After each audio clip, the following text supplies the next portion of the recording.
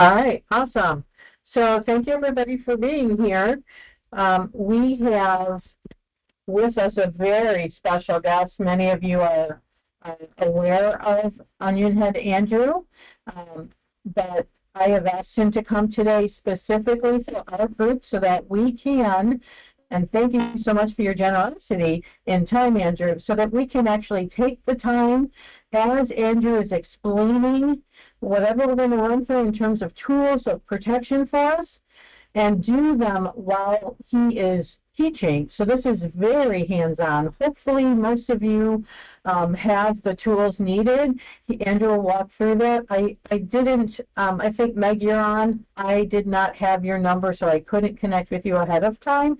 And Targeted Justice is not allowed to list the supplies needed. That's what I was told. Otherwise, it would have been posted on the chat for today, the conference call information.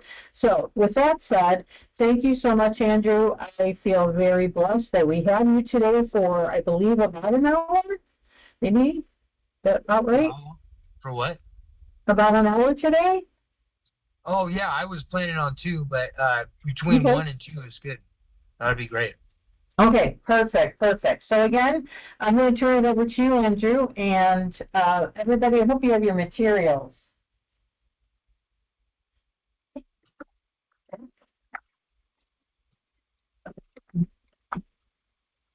Okay, so it always goes longer than you plan because this is going to spark up a lot of people's imagination.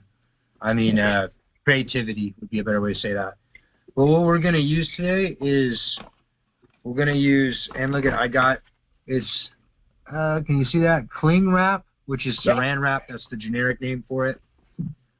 Heavy duty aluminum foil, which is, again, generic for aluminum foil.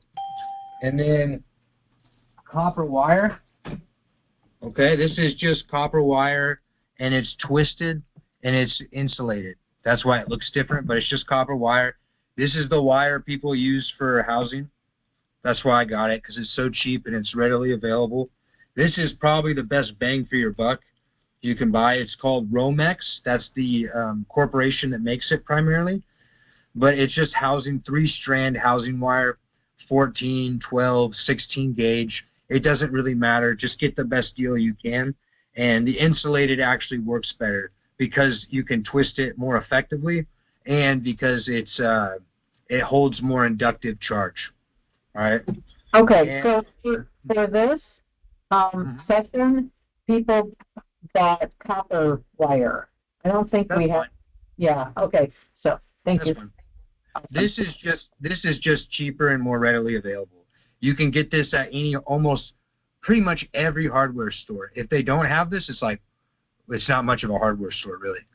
But that's why you can get like 25 feet of this for $15. So for pound, copper wise, it's the best deal. And what we're going to be making, this is one of them. This is a capacitor, and this is layers of aluminum and saran wrap, and then at the end I covered it with duct tape. And the reason I covered it with duct tape is to keep it all together, to keep it strong. You can see. Could we use aluminum tape? Yeah, definitely, 100%. That's another thing I brought, but I just hadn't showed it. But you can see right here the gappage of the duct tape where the actual layers are.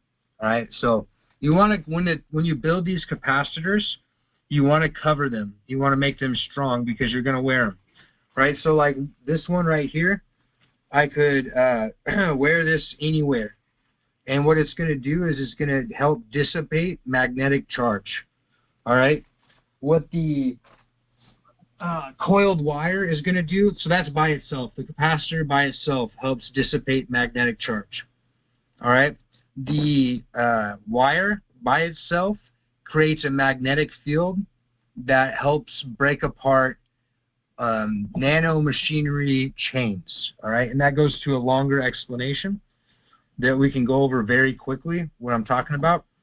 Every targeted individual, every person in society has nanomachinery growing in them. Targeted individuals, the nanomachinery they have growing in them is specifically cultivated and manicured, for lack of better terms, to help target you. That's how the external weapon systems are becoming internalized voltages. All right, so that goes to a bigger point about what's really going on here with the targeted individual program in 2025. A lot of people go, well, you don't need nanomachinery, you don't need anything besides directed energy weapons. And that's true, but also to hit you, right, so you physically can feel these things. But to get the outcomes that they're getting in 2025, you very much need to have these things present. Excuse me. The nanotechnology and the implants particularly is what I'm talking about. But see, this goes into a longer conversation about the information I'm presenting, but we'll just stick on point. What you can do, what we're doing right now with these pieces is we're building electrical components that can dissipate and attenuate frequency. All right, that's not shielding. It's a totally different concept. Shielding is you refract it or you reflect it, right? That's not what we're doing. We're catching it with the frequency because it's going to get sent at us regardless.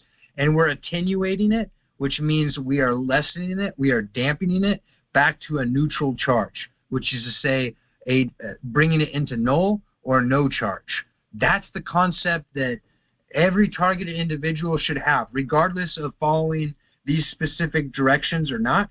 That concept will lead you to being able to block the effects of getting hit with directed energy weapons. Now, if you still have the implants active, which most people do, because the EMP part of this, even though I've said that's the first thing you should do, is hard for a lot of people to do for various reasons. It's hard to build devices. It's hard to find stun guns, that type of thing. So this will still help very much. The inductors and capacitor, coiled wire is the inductor, and capacitor is what I explained before, but it's not a cure-all. And if you think about this as each targeted person has a team of human traffickers facilitating their torture. So it's not as though you're going to do one thing and break through. You're going to do the paradigm, which I've been presenting on the Onionhead Andrew channel on Rumble, and there's now a YouTube channel I finally could upload. And then I do these lives today at 3. It's a free conference call. You can go to Onionhead Andrew Rumble, click on the link, you follow there. It will take you there. But the information I've been presenting is, 1, deactivate implants with EMP stun gun devices. 2, build these braces out of the electrical components. And I call it a brace when you combine these things, because eventually that's what you want to do. You want to combine conductors with, inductors with capacitors. All right, and inductors are always, both of those things always use conductive material, and capacitors use conductive and insulative material. Okay, so just put that away. And the third thing is to detox nanomachinery. It's the nanomachinery, the implants, and the magnetic charges, mostly magnetic charges, being sent your way, they create the condition we call targeted individuals in 2025. In 2008 or 6, it wasn't this way. That's when all these things started to become more and more relevant. There was a few people out there experiencing this stuff, but the big uptick in targeted individuals, or the survivors, happened in 2012 to 2015. And the reason for that is because these technologies were mass rolling out on the public. And they needed to have people that they could, against the will of those people, experiment on to develop data so that they could end up targeting the public better for the time that we're in right now. And the time that we're in right now is a nanotech genocide. And I'm not saying that lightly. That's literally happening. It's happening more and more every day, every quarter, every year. And we're moving into the thick of it in this next 2-3 years. And that's not the fear monger. That's just what's going on. Either way, so today what we're doing is we're using inductors and capacitors. Where did I put that? There it is. and capacitors to help nullify or bring into null the mostly magnetic charges that are being sent to us. Okay, so the easiest thing to do first for everyone is get wire. You want, like I said, it's better to have insulated wire, but it's not necessary, and wrap it around you.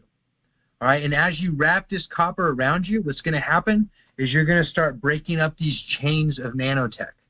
And as these chains of nanotech get broken up, the charges that can be sent throughout your body are going to lessen and lessen and lessen.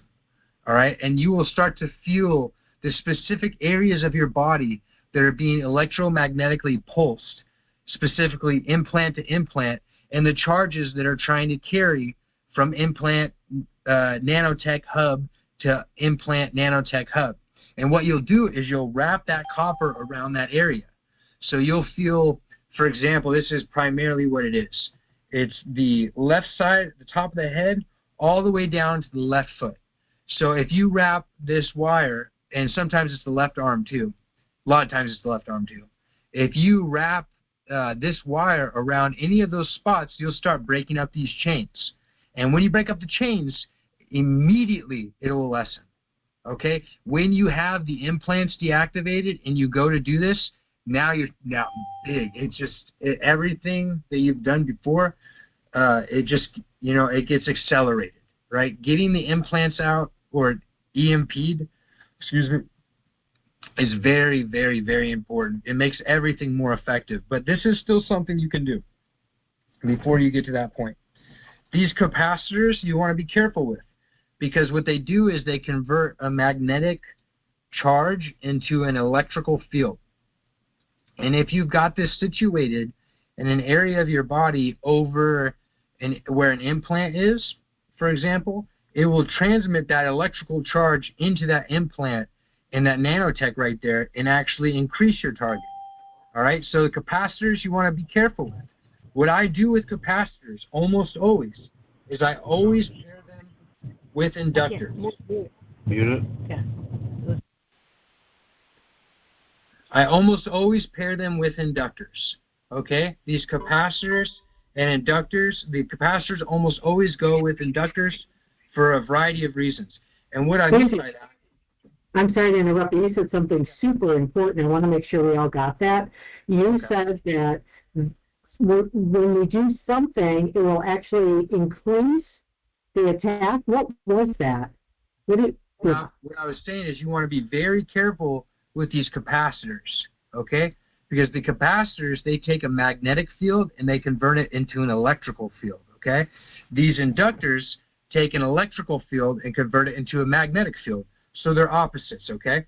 When you have, when you put the capacitor by itself over certain areas of your body, you might actually increase the internal voltage going through your body from these magnetic weapons, okay? So you want to be very careful with these. And what you do, what I mean particularly by being careful with these, is you almost always want to pair capacitors with inductors. But you don't have to pair inductors with capacitors. All right, so that's mostly a one-way street, and there's a reason for that. That it requires a little bit more of electrical theory that we could get into in the Q&A part. So anyways, what's that? Go ahead, Susan. Thank you. Nope, thank you. You're welcome. So the first thing everyone should do, if you're targeted, is get copper wire, right? Well, the first thing is EMPing the implants. If you can build the stun gun EMP that's on Onionhead Andrew Rumble, it'll help you more than anything else. But the next best thing is to take copper wire and start coiling it around your body. And what I mean by that is you want to make this circular shape around your body. So I'll just quickly demonstrate that so there's no question of what I'm saying. Literally wrapping it around your body. And people go, well, how am I supposed to go out? How am I supposed to function with this coiled wire? And to them I say, how have you been functioning being human trafficked? Okay? You'll figure out a way. You'll wear a sweater like I am right now. Currently, underneath this sweater, I've got a brace. And that a brace is what I call when you mix the inductors, which is this coiled wire, And the capacitors, which I just dropped on the ground, but the capacitors, this material together. And how you do that is what we're going to demonstrate today. Because these inductors, like I said, they don't need you to do anything else besides coil around, right? And what they do in particular is the magnetic field that these produce help break up the heavy metal and nanoparticulate artificial nervous system that has been cultivated through the implants in your body. And I know that was a lot, but I've got many videos explaining that concept with pictures and stuff. It's basically an artificial nervous system of heavy metal and nanoparticulate that glues it all in place. There's more to it than that, because nanoparticulate can have sensors and antennas and all sorts of nanomachinery. But for the most part, that's what inductors are doing. They're breaking apart those nanomachinery chains, which is super important.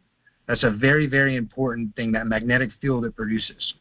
What capacitors are doing is they are potentially lessening the magnetic charge in your body. So when you pair the two together, what happens is that off the item that you've built, which would be, it would look, you would make the coiled copper wire, and then you would wrap it in, first layer for this would be aluminum, second layer would be saran wrap, and then you would do that 3 more times, and you would have a capacitor inductor. And what that capacitor inductor does is it takes that magnetic charge from the directed energy weapons, it brings it to the electrical side, and then back to the magnetic side, and back to the electrical side, in a vibration until it goes to null. So it goes woo, right? Every time they hit you with these pulses, it goes woo, woo. Yeah, it doesn't make the sound. I make the sound, but it's attenuating frequency. It's dissipating frequency. It's not shielding frequency. And that's the key concept we can take away from this, is that we're not shielding, we're attenuating, and we're using capacitors and inductors to do so. Okay, so that information alone is going to change so much of targeted individual survivors all over the world's day-to-day life when that information is widely spread. Okay, so everyone... Again, can you explain for those of us that are hearing this for the first time what attenuation is? Attenuate means to dissipate or lessen. Thank you. So when there's two sides. We'll get into electrical theory real quick. So I'll keep this real quick. This is a physics model that's widely understood but not widely talked about for a variety of reasons. All the people, the world's greatest scientists that you don't know the names of, that are building all the craziest things, like the quantum computers and all that stuff, they all understand this etheric physics in a relative way. All right, so that's what we're dealing with. We're dealing in etheric physics. But basically what it states is that there's a magnetic field and electrical field.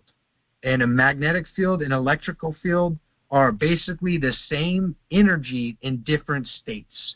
In one state, this magnetic field, in one state of the ether, which is what we're talking about, the substrate, that's the thing that gets manipulated, that creates all these manifestations, these different categorizations of energy. When the ether is in a stable state, we call that the electric field or the dielectric field. When it's in an unstable state, we call that the magnetic field. So those two are the same thing in different states. Like hot and cold is both air in different states. That would be the exact metaphor for this. But those two things also balance each other out, just like hot and cold do. If I take a hot, like a heater, and I put it outside where it's very cold, then the effect of the heater is not going to spread, right? The cold is going to electromagnetically mate with the hot, and it's going to stay the ambient temperature or the room temperature or the outside temperature, wherever you got that heater going. Okay, so magnetic is like hot. The dielectric or electric field is like cold. Okay, so what we're doing, instead of taking some material and trying to make a shield wall that we wear or, use in our environment, which can work sometimes for some things. I'm using one right now for my eyes. That's what this orange blocker does. They're always hitting our eyes with blue light. and it's usually sub-visible blue light, so ultraviolet light, okay? That's why I wear the orange blockers 24/7, even though it gets very annoying sometimes, to be honest. But, you know, you do what you have to. Either way, the shielding is only effective at some points, at some times, for some things. The bigger concept is attenuating or dissipating these frequencies, understanding the electrical, what's happening electrically. Okay, so that's what we're talking about. The majority of directed energy weapons that are being sent to you, right, are magnetic. And that's just because of the nature of magnetic. And you can feel that in your body, because the magnetic field, when it interacts with your body in a more extreme way, like, for example, directed energy weapons, it literally heats you up. Okay? So when you're getting heated up, that's a literal visible, or not visible, but you can feel it with your senses, example of magnetic charge interacting with your body. It's literally, this is what ionizing radiation is too, by the way. It's literally separating the space in between all of the molecules and atoms and all that stuff, which isn't quite real, but that's a different conversation. But it's literally separating all the material in your body, which is 100% true. And through that separation, that's a friction, it causes that heat. So when our bodies are exposed to that magnetic field, mostly magnetic field, what do we want to do? We want to compress with electrical fields, and which would be visible in a capacitor. All right, the capacitor is it converts magnetic energy into electrical energy or dielectric energy, and again, an inductor does the opposite. It converts electrical energy into magnetic. When you wear an inductor around your body, it's taking the electrical energy, dielectric energy from your body, and it's converting it into a magnetic field. When you've got a capacitor, it's taking the magnetic energy, mostly from the directed energy weapons, and converting it into a dielectric field. All right? So how you do this most effectively is, number one, you wear inductors and you move them around until you see the areas that are being impacted. All right? And as you do this, the people that are targeting you, the human traffickers, they're literal human slavers, modern-day human slavers. They literally are on contract from the federal government.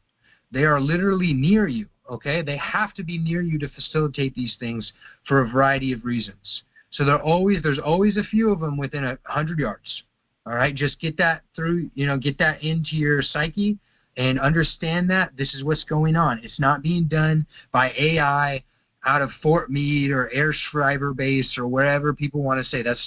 That's part of it for sure. There's elements to that that's true. But the bigger thing is there are human traffickers in your near environment that are facilitating this, that are literally making money off your torture and eventual death if it's not stopped, because that's the end goal for every target.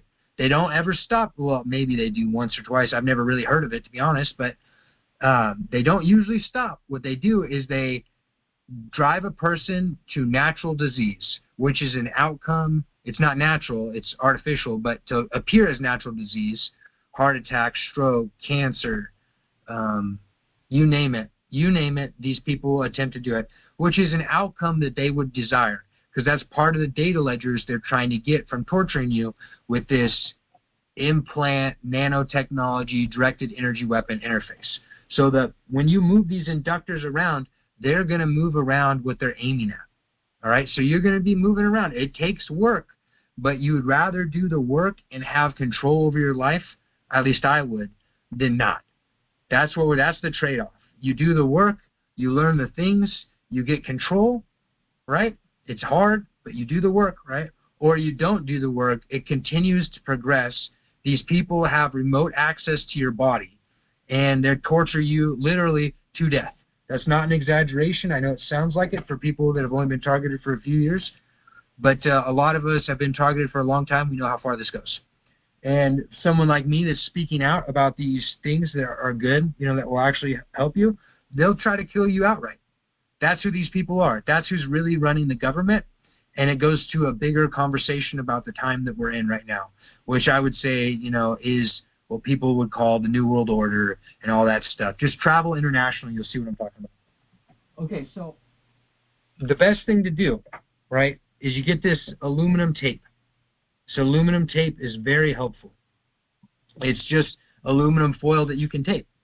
All right, and you take your shape of coil wire. So, for example, where a good place to start would be around your torso, around your neck. I wouldn't start around your head. You want to break up the nanotech and the charges that are being sent into the main part of your body, which is the organ sac. And that's primarily where the most external energy is being applied to have the greatest effect. So the first place that you'll get the most out of is your midsection. So what I do is I would take some wire and I would coil it around the midsection. And I would leave a gap of about, I don't know, an inch or something like that. So I'm going to do it right now just to demonstrate exactly what I'm talking about. And this is going to be just a demonstration because it does take time to build these things all the way through. But I will give you enough so that you can go and do these things right after the call or during the call as I continue speaking about these things. Okay, so right now I just formed it. Hold on, let me step out of it.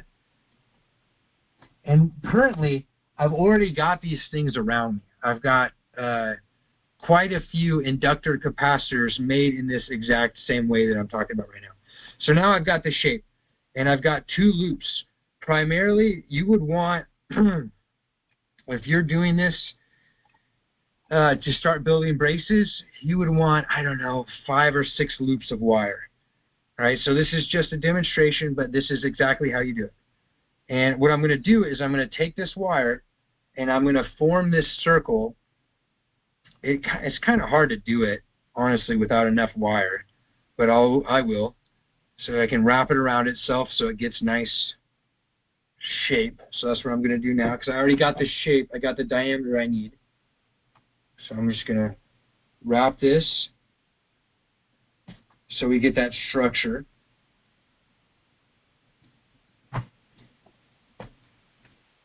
Okay, almost done. Okay, so now I've got that structure. So you're going to do the same concept, but with more loops. All right, and then because this is insulated, the first thing I do is I start with the aluminum tape. And what I mean by that, it's kind of hard to do this on camera, to be honest. But what I do with that is I take the aluminum tape,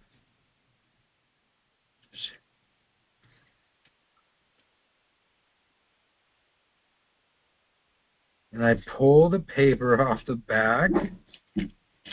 Sorry, that's my dog. I might have to send him out here in a second. But anyways, I take the aluminum tape and I put it around the wire.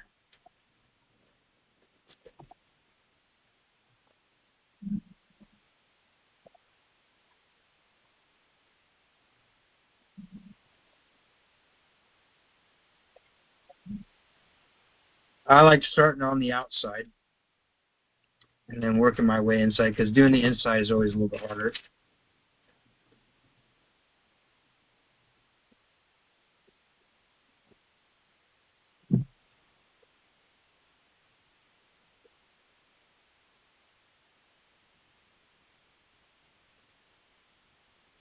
Okay, that's the first. Now I take it and I flatten it. And I try to cover all the wire with the aluminum. I want the aluminum to be one complete surface over the insulated or uninsulated. If you've got uninsulated wire, start with the saran wrap, okay? And I'll show you that. If you have insulated wire, start with the tinfoil. And you can honestly, it's not that important. If you've already taping it with aluminum, that's fine. It's just you save more material when you don't double up the insulative layers, but it doesn't really matter, to be honest. Just for to understand the theory behind all of this. Okay, so you can see, can you see? Yes, there's still wire showing through. Okay, so that's not good. What I need is I need another layer of aluminum tape. So I'm going to do that right now, And this next one's actually, this is the tricky part, is doing the inside. So I'm going to do that. And again, you can do 2 bands, you know, like I did right there, but you want more wire than I put in here. You want to get, I don't know, 4, 5, 6 loops of wire on the minimum side, because that creates the stronger induction that we're going to put the capacitor over. And that's what we've done. The first layer is the capacitor. The second layer, the second electrical component, I should say, is the capacitor. Did I say that backwards? The first layer is the inductor. The second layer is the capacitor, or a second electrical component. So we've got 2 electrical components we're building into each other. And we're going to, at the end of this, we're going to have something that we can wear. And it's through wearing that, and then enough of these together, and basically wherever they're hitting is going to dissipate those charges. Where this thing is. Yep, go ahead. We can't see what you're doing right now. There we go. So did you do 1 layer of aluminum so far, or 2? It's 1 layer of aluminum over the whole wire, which took 2 pieces of tape. Okay, thank you. Anyone else have questions? I hope you're following along, and if not, we'll stay on the line after and we'll do it together. I know this is a lot of information at once. But I'm trying to give people as much as they can, if they're ready for it, you know? It's hard to know. Yeah. They speak. This is awesome, Esther. Okay. Awesome.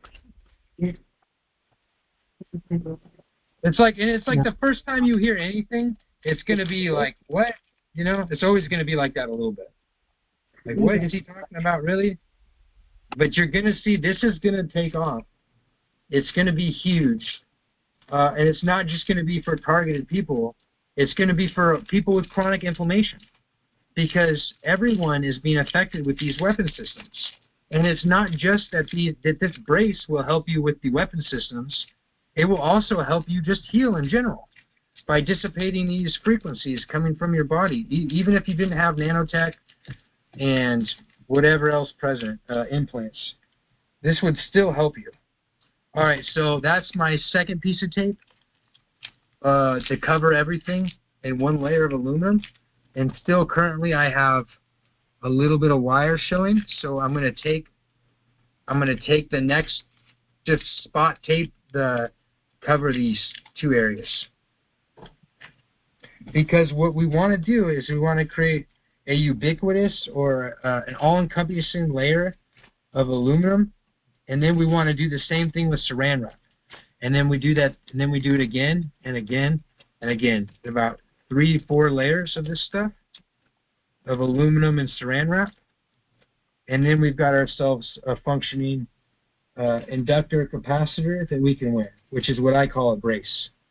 And what you could also think of as armor, because it is doing all of those things. Okay, so what I was just doing off camera was I was just covering that last piece of exposed wire. Okay, so now I've got all the wires completely covered, right, with aluminum. And what I'm going to do next is I'm going to take this generic cling wrap, or generic saran wrap, which is called cling wrap. And this is about the world's cheapest insulator. It insulates very effectively. It's super cheap. You can get it anywhere. That's why we're using it. But you could use any insulative material, like paper, wax paper. You could use, see, there's plastic wrap. You could use just about anything. So now what we're going to do is I'm going to cover this, and I'm going to try to keep it from getting too thick. Right? So what I mean by that is I'm going to make sure I'm not double rolling the same areas. If that happens a little bit, so be it. It's going to happen. It's always hard to get started. I should have got started.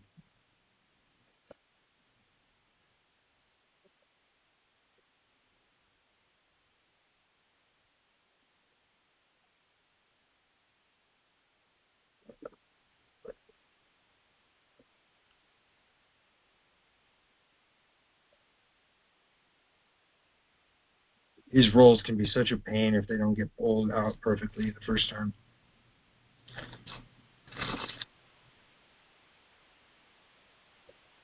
Okay, there we go. There we go. Perfectly pulled out.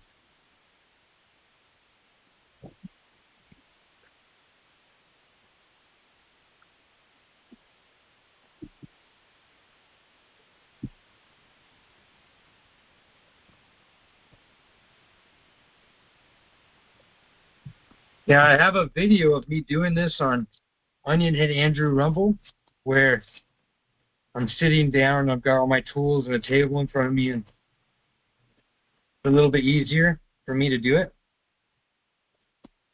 So you can watch that video if this isn't clear enough afterwards. Any questions for Andrew? We have him here. Let's take advantage of the knowledge and the time he's giving us.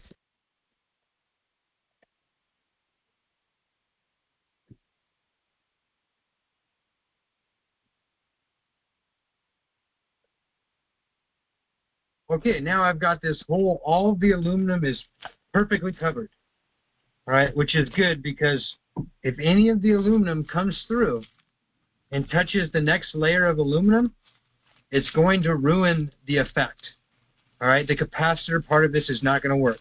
So what I'm doing right now is I'm compressing all the plastic. We want the plastic wrap compressed as nicely as possible, okay? And then now I do the same thing I already did. I take another layer of aluminum and I wrap it over this plastic, okay? And when I finish that, I take another layer of saran wrap and I wrap it over that. And then when I finish that, I do it one more time. So we got at least 3 layers of aluminum, saran wrap, aluminum, saran wrap, aluminum, saran wrap. And then when the last layer, I use duct tape or some other tape that's going to keep the saran wrap from falling apart. And that's how you build a wearable component. You would want to wear this around your midsection underneath your clothes. That will help dissipate frequency. When you get enough of these things built, over enough parts of your body, you connect them together with other pieces of regular copper wire or whatever you want. Copper wire is great though because it helps the whole thing operate as one piece instead of separate pieces, and you've got yourself a brace. All right. So currently, right now, I'm wearing one of these pieces over my shoulder right here. It's going over my shoulder underneath my arm, and I'm wearing a few more in my midsection, just like this, just round ones, just like this. And I've connected all of them to each other with copper wire. And I'm wearing that. And I take it on and off over my head. Yep. Okay. I don't know about anybody else, but I am following along making mine. I do have a question, though, about the gauge. A couple of times, if not more, you've kind of, and maybe I'm wrong on this, tell me if I am, you've insinuated gauge is not that critical. Is there a gauge that's better than another in terms of the copper wire that we buy? Yeah, if you can get like 10 or 8 gauge, that's the biggest gauge that's still easy to bend with your hands. Got it. Thank you. Yeah. Anything less than 8 gauge, it gets hard. But if you've got soft wire, like braided wire, like it's like 0 gauge or something like battery cable, that's fantastic. If you can find old cable like that, the really thick cable, use that. Because then we don't have to braid it, right? Do just one piece is enough, you're saying? Yeah, more or less, yeah, definitely. Or just even, yeah, that's right, because you want about this much for your induction layer, right? So if you can do that in 2 or 3 loops of 000 gauge instead of 8 or 10 of smaller wire, it'll make it more effective too. And then not only that, but I just covered that wire. It's too bad. But when you twist the wire, it makes it more effective too. So literally, go ahead. I'm sorry. You said when you do something, it makes it more effective. Yeah, when you twist the wire. Okay. So when you literally you put it in the end of a drill, and then you spin the drill, and you hold the other side. Yeah, and it twists it. Okay. Yeah. That just makes it more effective. You don't need to do that, but it does make it more effective. Yeah, and so the housing wire that you've been showing us, was that 3 strands, and then did you use the drill to coil it, or did it come that way? No, I use the drill to twist it. Okay. Yeah. Yeah, but I can, if you give me a second, I can show you what the wire looks like untwisted. Sure. Yeah. Okay, just give me a second. I got to go grab it. Yeah. Awesome. I hope some of you are making one. This is an excellent opportunity to make it while he's on the call, and then if you are struggling, you can ask him. I'm doing one now. Mine is very thin. So I've learned from Andrew that on this call now I want to get the housing wire, the much thicker wire. But I made a little one. Did anyone else make one while he was demonstrating that they want to share?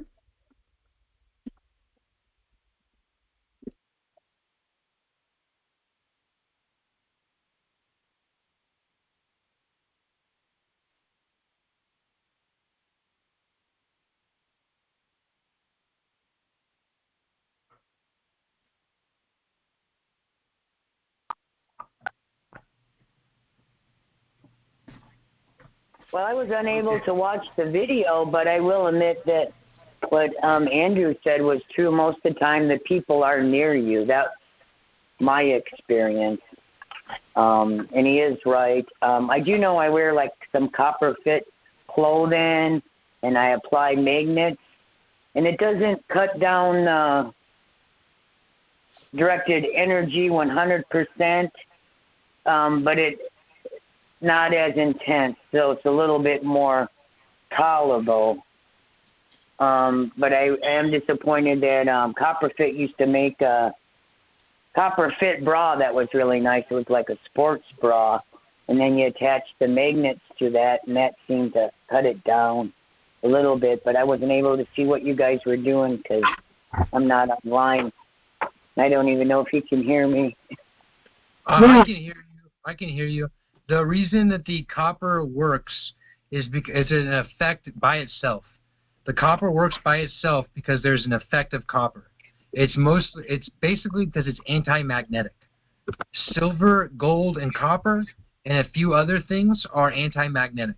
Meaning, if I put a magnetic charge over copper, even if it's not twisted, it's just regular copper, it will take that magnetic charge and it will lessen it immediately. That's why it's effective. Now, it becomes hyper effective when you coil it. And what I mean by that is when you put it in a circle around your body. That's why wearing copper wire is so powerful. And it will take, if you combine this copper wire coiled around the copper clothes that you're wearing, it will magnify the effect of the copper clothes tremendously. It'll give you so much more benefit. So just take wire, wear that copper clothes underneath, and wire it around you, the clothes, and it will help you immediately. You'll go, oh my God, what is going on? Thank you. By the grace of God, you'll be on your knees praying. I mean, maybe not. I don't know who you are, but it's very powerful, and it's because of this electrical. You're building an electrical component when you coil copper around you. It's called an inductor. All right, was literally the first or second electrical component invented. In fact, this inductor was probably the first, and this capacitor, which we were just talking about, it was probably the second. And this circuit was the first circuit, putting inductors and capacitors together. And that's how you know God is great. Because literally the solution for their billion-dollar weapon systems is the first electrical components ever made. Amazing. Amazing you figured this out. This is so exciting.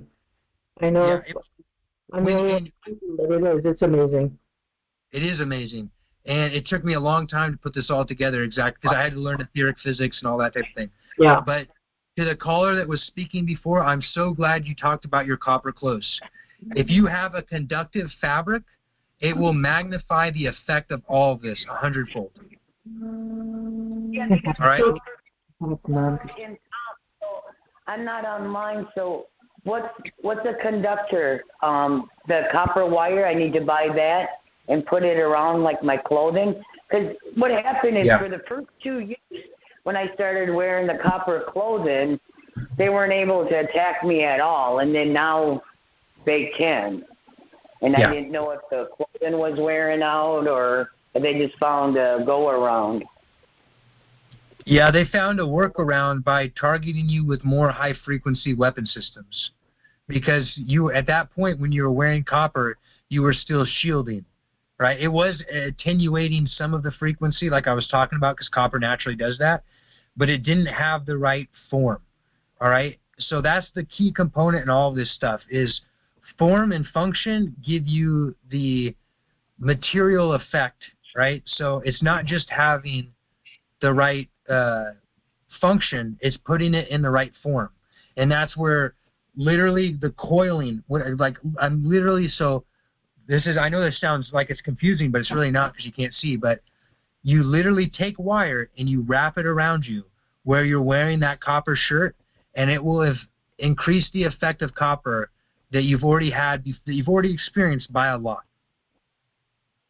So it's just copper wire that you buy at a store. You can buy uninsulated, which is, you know, like this, you can't see, but it's just uninsulated. It's for grounding primarily. I use that for various things.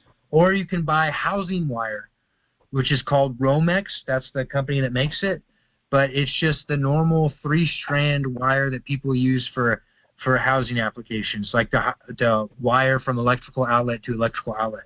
You can buy that at any store. You can buy any gauge of it, or this is being sold 16, 14, 12 is usually it. Sometimes they have 10 gauge too. You can buy it in 25 feet, 50 feet, 100 feet, 300 feet at a time. It's the best deal for your money, and you just take that wire and you wrap it around yourself. And where you're wearing that copper shirt, if you wrap it around that copper shirt and it'll make yourself look like a human slinky, it'll have the maximum effect. And then whenever they hit you anywhere where that copper shirt is touching, the coiled wire will have an effect. It will help all of it. And then later on, you'll build those capacitors that you can't see anything about that we were talking about before you came on, and it'll give you even more of an effect. Oh, thank you. Now, I've seen some of your stuff on YouTube.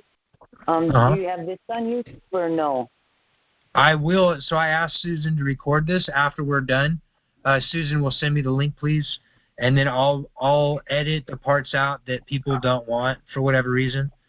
If somebody tells me they don't want, you know, and then I'll post it on Onionhead Andrew either on Rumble and YouTube Monday or tomorrow or Monday, depending on. I got a family, so I've got stuff to do too.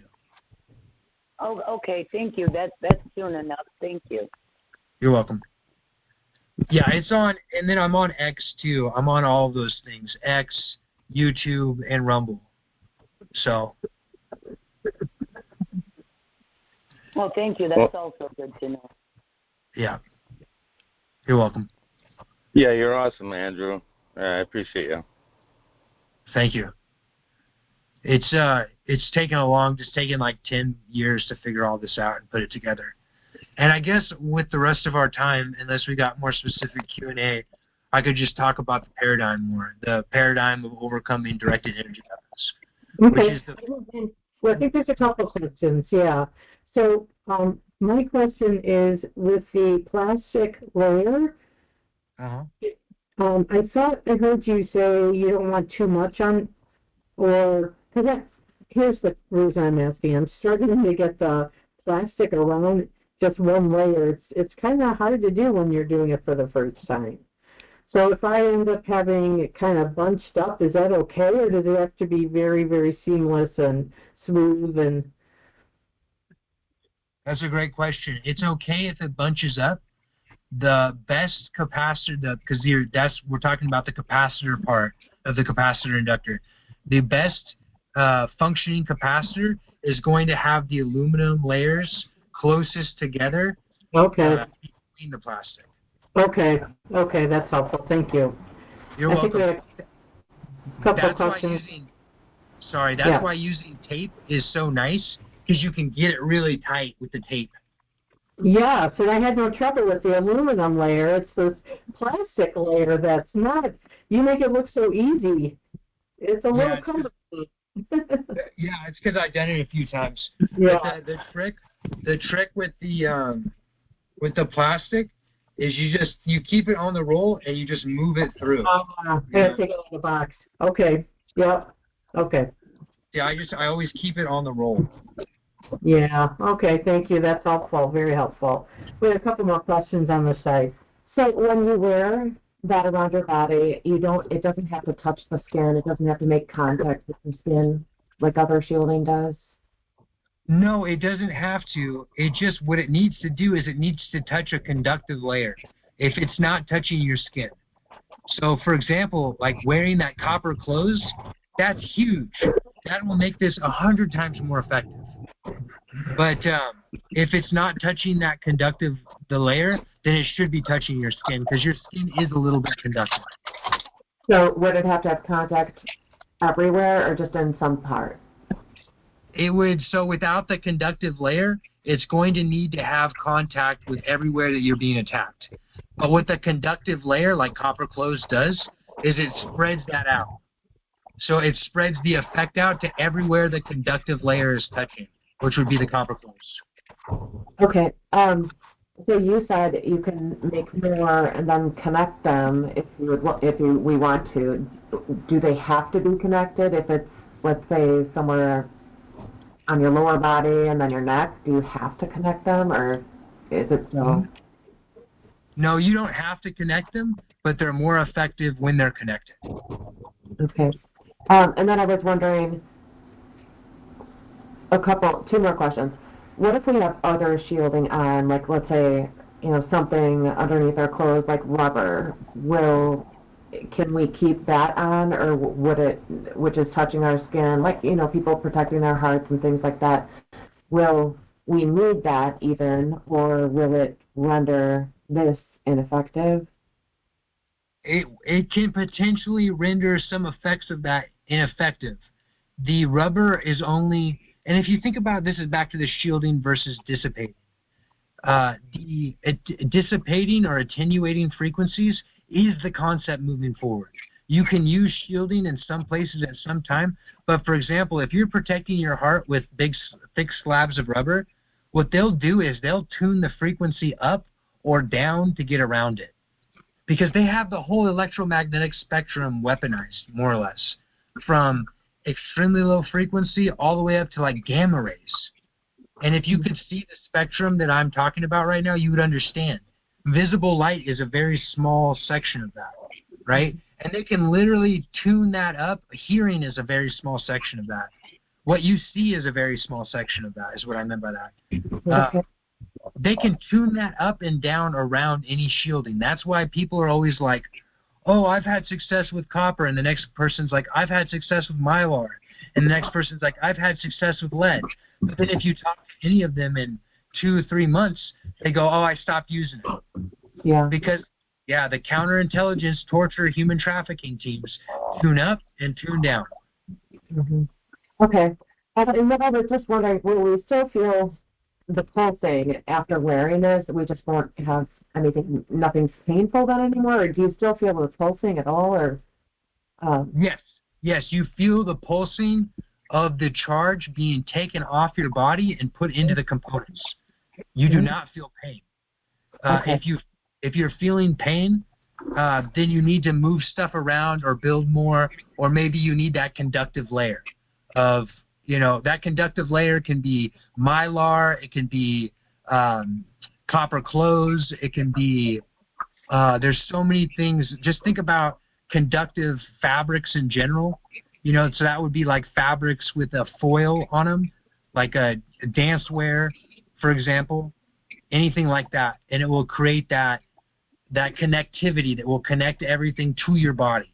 Okay. So everywhere that conductive layer is touching, where the brace is touching it, the conductive layer is touching your body, that will have that effect of neutralizing the charge being sent at you. Okay, so if we're wearing this and then at night we're still vibrating. We're not doing anything wrong, so we may still feel that, but just it won't be painful. Yeah, so before when they vibrated you, they were sending the charge directly through your body and usually your mattress that was usually it's got metal in it. And that's usually the case, not always. And it's that vibration that it makes you feel terrible because the charge is passing through you instead of around you.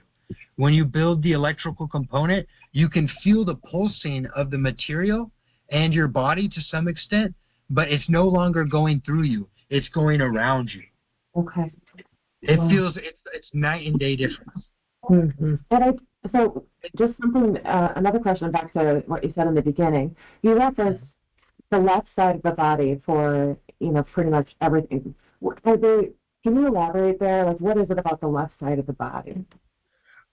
So that's a lot of theory that honestly would be me guessing a bit, but I will guess, because I thought about it a lot, is that the left side of the brain is the part of the brain that we tie to rational thinking, and the right side, so it's like the part of the brain, primarily, not always, but part of the brain that's ordering reality, and the right part of the brain is what's bringing in reality.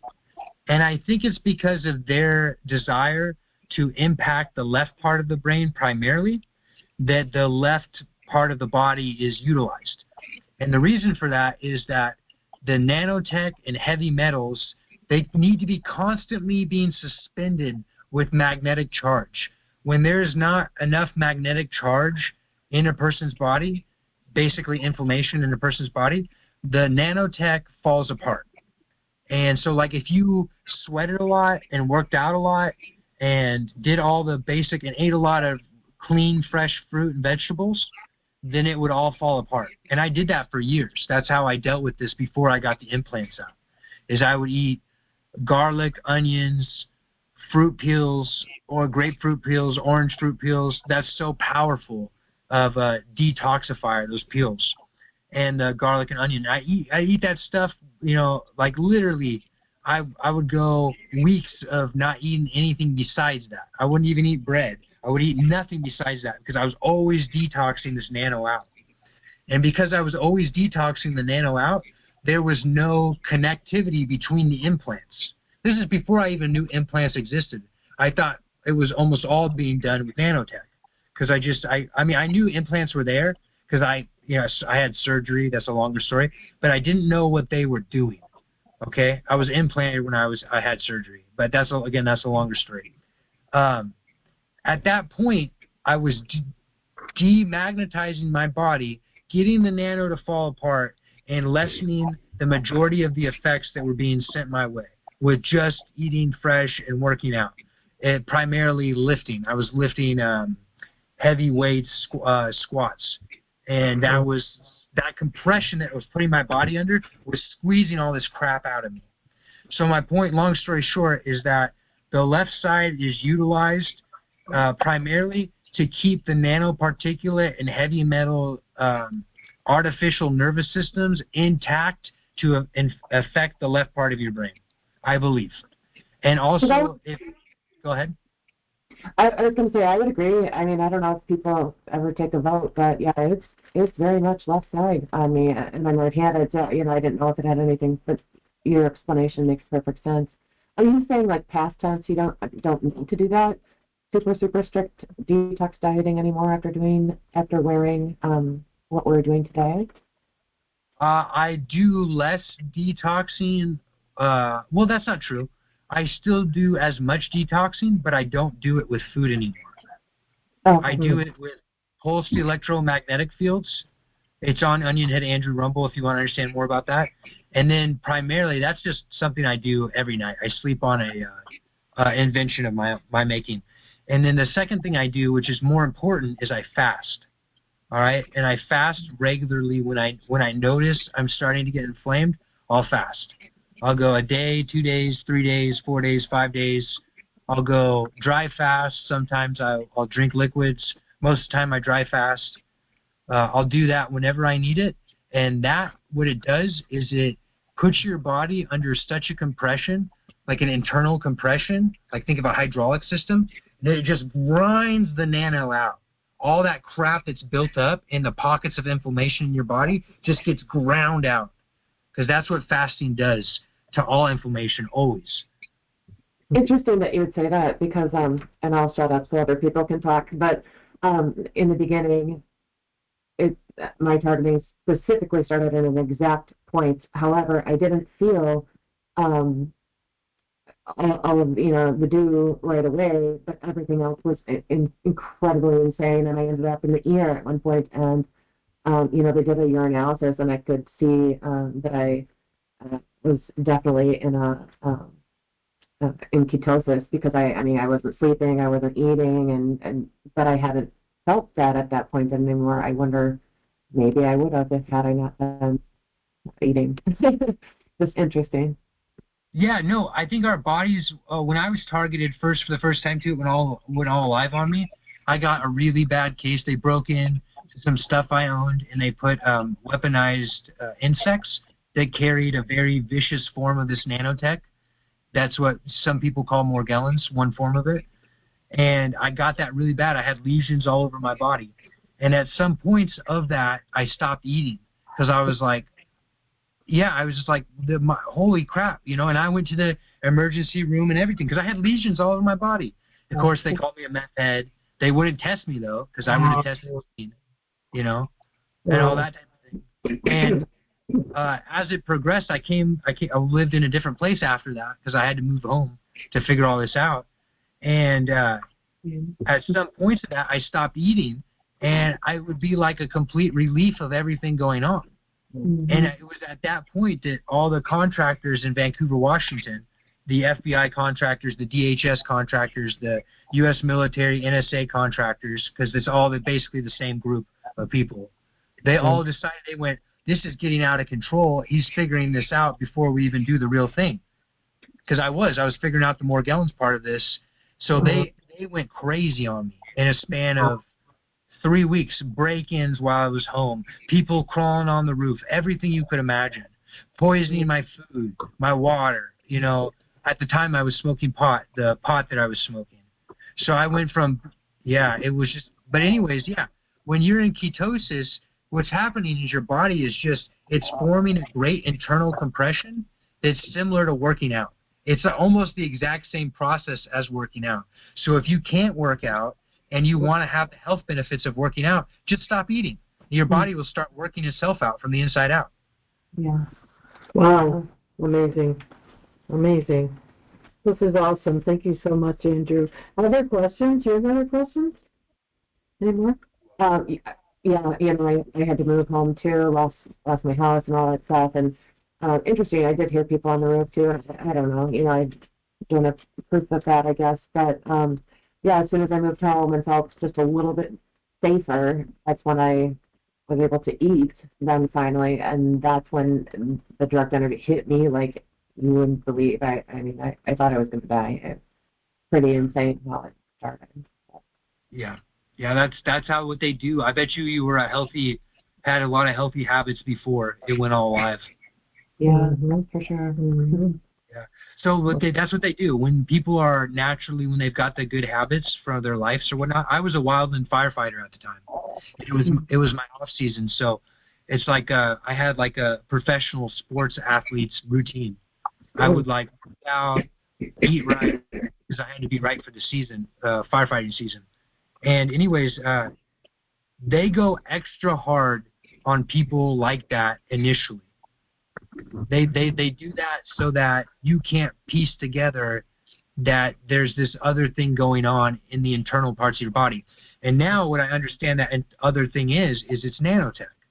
And it's in the complete population, and we are literally experiencing a nanotech genocide currently.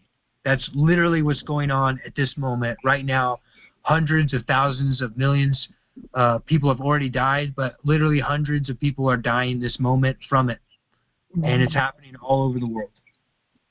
Yeah, it was it was contact. I'm a nurse practitioner, and I remember one night, I had heard somewhere, maybe, I didn't know about targeted justice at the time, but I had been Googling things, because when it would hit me, it was hot, I could tell, and my necklace would kind of jump off my my neck.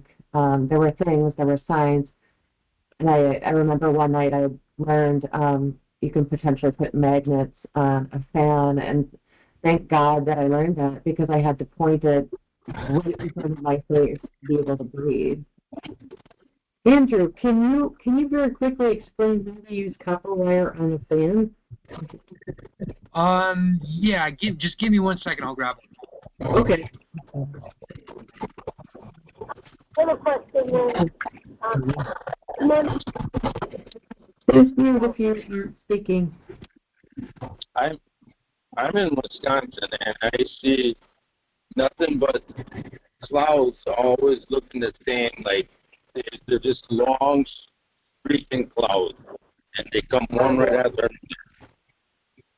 another.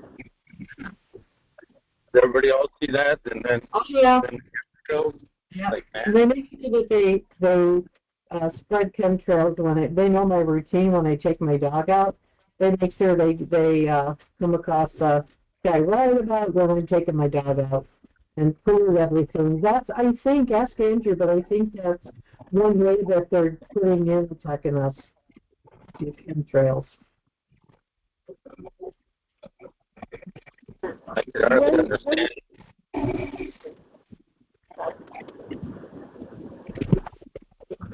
I just have one question. You're clear. I'm on my phone. It's a Tim. Could you please tell us if you use your eyes for protection?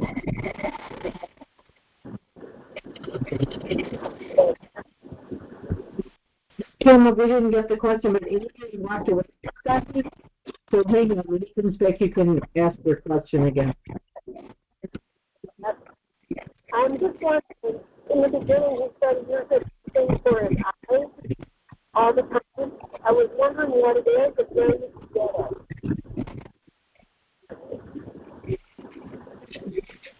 I'm sorry, I didn't hear any of that. But if you post it in the chat, then I can. What do you use for your eyes, numbers, for protection? No, see, your phone, it's either being interfered with or whatnot, but we cannot understand your words. It just sounds all muddled. It's okay. I did hear that.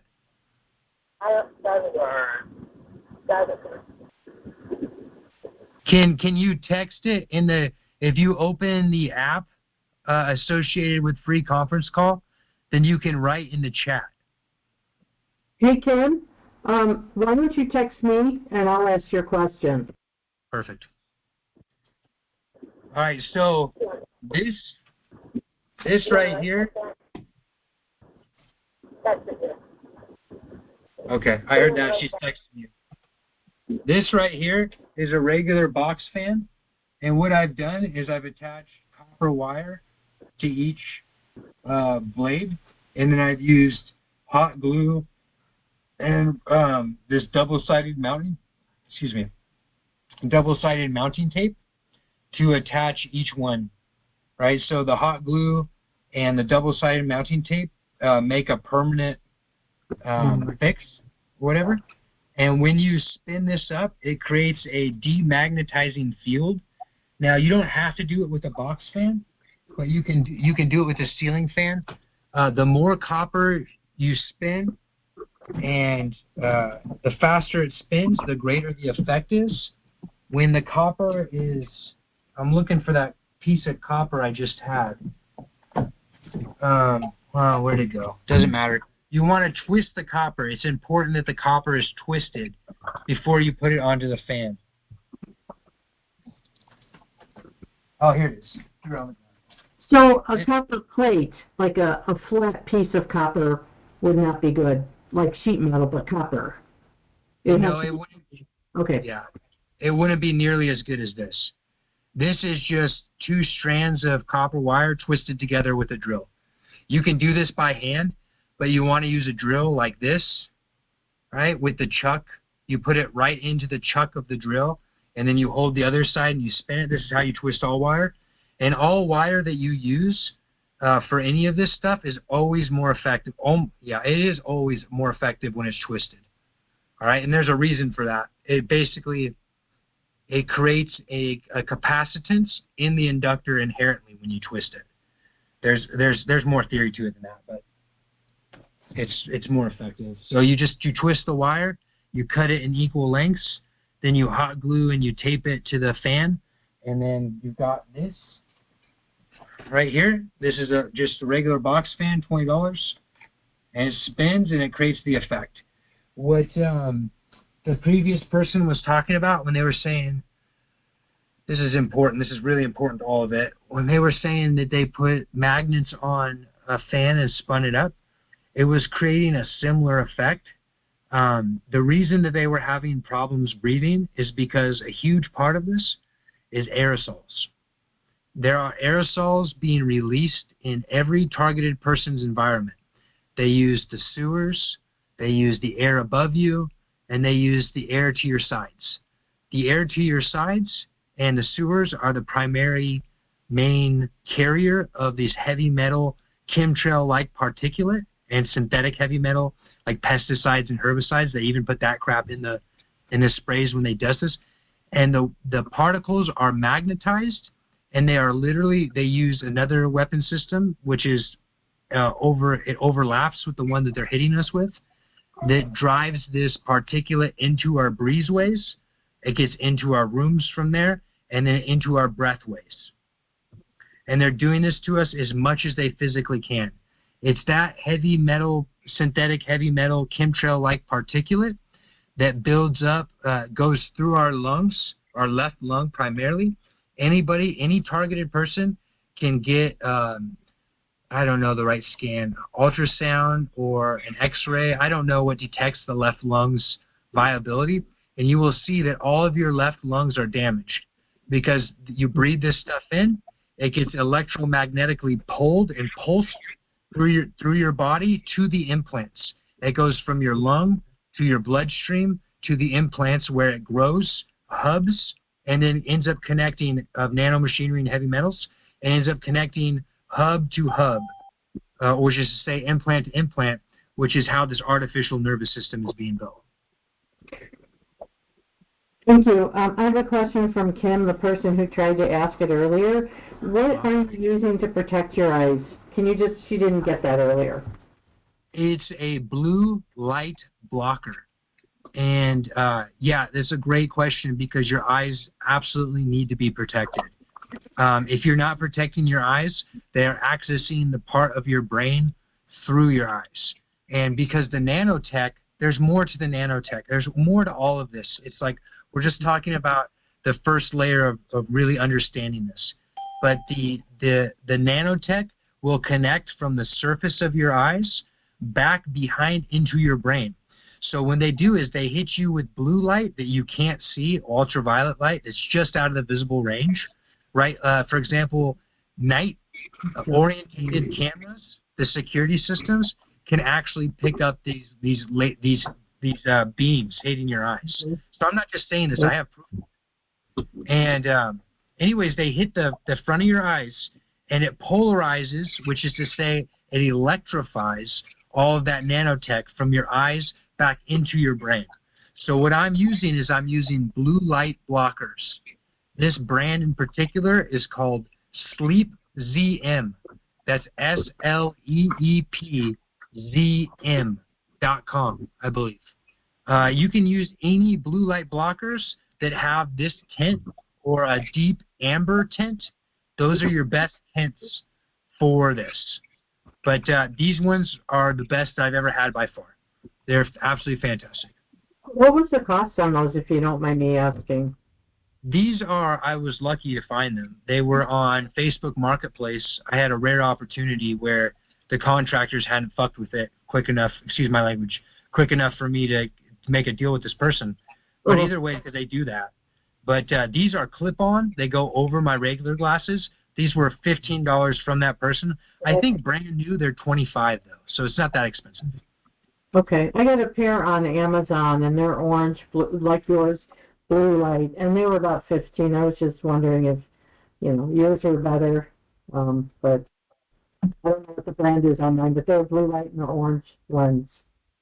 Okay, so you got to be careful anytime you order anything, because anything like that, they're going to specifically mess with to make sure that it doesn't work for you effectively.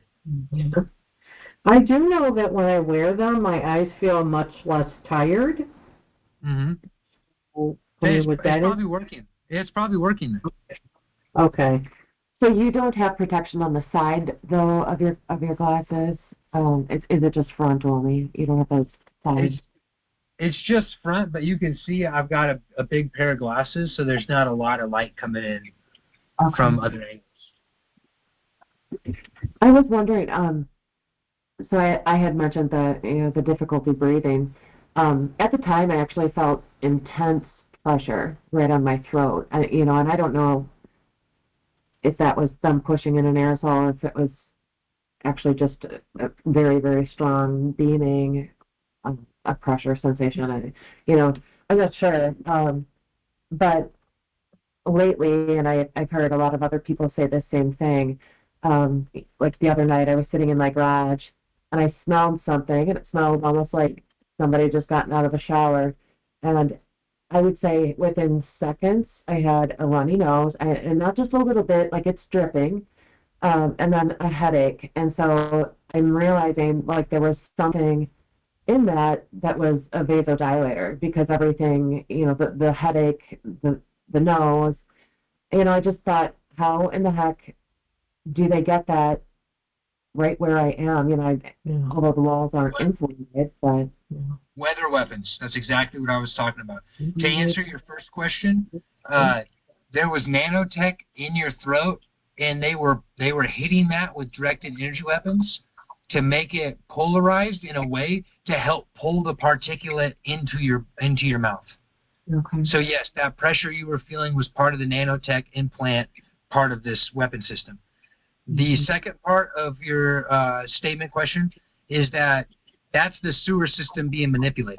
All right. So people, this is an easy way to find people in your area that are part of the human trafficking teams. They have to be upstream in the sewer system of you for this to be effective. Okay? So you can look up your sewer system on your road and know how it flows. And they'll be upstream of you. And what they'll do is they'll dump just a crap ton of these chemicals that will end up aerosolizing.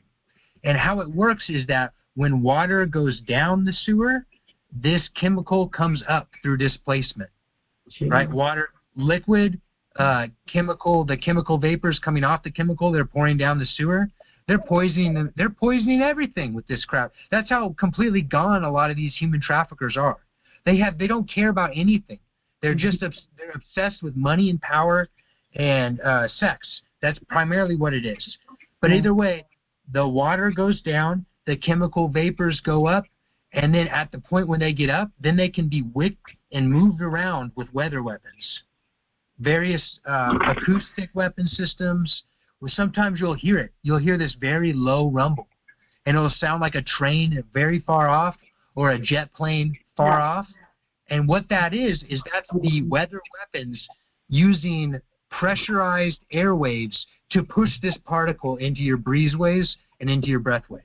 I know exactly what you're talking about with that noise. It sounds distant. It's. I mean, you'll hear it everywhere. Every room you go into, you'll hear the rumble if you listen. Yeah. Yep. So that's actually someone on down in the neighborhood, is what you're saying. Like they have to be within a vicinity. Yeah, they've got a trap house or 2 or 3 trap houses usually near you, and I call them trap houses because that's what they are. They deal drugs, and they have prostitutes, and like some of these gangs. Some of these gangs are absolutely feral, One of the ones in my area, all of them were hooked up with fentanyl. So they were all just constantly taking fentanyl, selling fentanyl, and then doing this in between their fentanyl drug highs or whatnot. So they're feral. But not all of them are. Some of them are old-time professional military people, and some of them are in between all of it. They're from families of military people. And some of them are, like I said, absolutely gone. They're just completely bonkers. They're on fentanyl, just lost their minds more or less, just moments away from death at any given time. from all the shit they're doing. Other of them will, they're old timers. They've been on it for a long time. They served in the military where they were part of these things overseas, and they just lost all care for anything besides money and alcohol usually. And then other ones of them are more or less trapped into it. They made bad decisions when they were young, and now they're surrounded with bad people, and there's no way out for them. And I met all three of these types. The last type, there's very, very few of those. The majority of them are fentanyl and old military timers. And then there's pedophilia that goes through all of it. So when I say that these are trap houses, I mean they literally sometimes are trap houses. They literally have, I've seen 13-year-old prostitutes or, whatever I don't even know if you call that a prostitute, a child victim that these people have been trafficking. I've seen them do that right here in my local area. So I'm not just guessing about that. But either way, there is disgusting, vile things. And our taxpayers are paying, our tax dollars are paying for all of it. But either way, they'll have a point house that they'll come in and out of, usually secretly, through a backyard or something like that, a connected house. Somehow they'll come in and out of that point house, and it'll be like a forward operating base. If you think about these things in military terms, it'll really help you understand what's happening. And from the forward operating military base is usually where they're dumping chemicals in the air and in the sewer. All right? The easiest thing to block the sewer attacks is just to plug your drains. Once you plug your drains and you keep your toilet from running, because that's what they do in break-ins, they can make sure your toilet runs, you can stop a lot of the sewer attacks. And then they'll be aerosolizing, then they'll be dumping this aerosol into the air. And once they're doing that, then it's going to be very, very obvious where it's coming from, because you can literally follow the wind pattern back to their house, because they can manipulate the wind with the acoustic weapons and all the other weather weapons to move it around. I've noticed the toilet has been running all the time. I don't know how to get that to stop. Just open it up, watch a YouTube on it. It's not hard. You'll be able to figure it out. I can tell you're pretty smart. You you can tell just talking to people if you have the capacity to learn these types of things. But you just watch a YouTube on how to stop a running toilet. It should just be as easy as turning a few screw knobs. If not, then you'll have to replace the internals of the toilet, and that's easy too. Anybody can do it. I have another question. Huh? Is there any way to prove your neighbor is using directed energy weapons against you? If you get a cheap night camera system, or a camera security system, and it's got the night orientation, it's not night vision, but it's like a more increased depth of vision in nighttime. Sanic, SANNEC, I believe. It's a very, very cheap camera system. That one picks up the just higher than visible light beams being sent at you. I've got proof of that. It's on the Rumble. But, yeah, those cheap camera systems will pick up the beams coming from your neighbors to your house. Okay, great. I actually have a question about that. I have a lot of video from my security camera showing all sorts of things, and I'm wondering if any of it is actual directed energy or are they just playing with me? So, for example, I saw a semi-transparent white orb float across my backyard and come right into the house through the wall. Would that be directed energy? I mean, what should we all look for to be able to identify that we've caught it on camera? No, so that was aerosols. The aerosols were hitting they were being magnetized in real time, and that's why it looked like it was a veil or something floating. Mm-hmm. But the particulate was reflecting in that night orientation, like I was talking about. Yeah. That night orientation picks up a lot. And the particulate was clumped up because that's how it moves, and it was reflected on the camera. And what it was doing is hitting the wall of your house. That wall of your house was geofenced, meaning that they had put up markers during break-ins when you weren't home primarily, and it was being pulled to that exact spot. Now what they do is they create all these micro holes in that part of the wall. And so these micro holes you can't see with your eyes, but this particulate can move through it. Okay. Wow, I'm trying to take notes. That's amazing. I need to let the person know whose house this is, that was happening and is happening.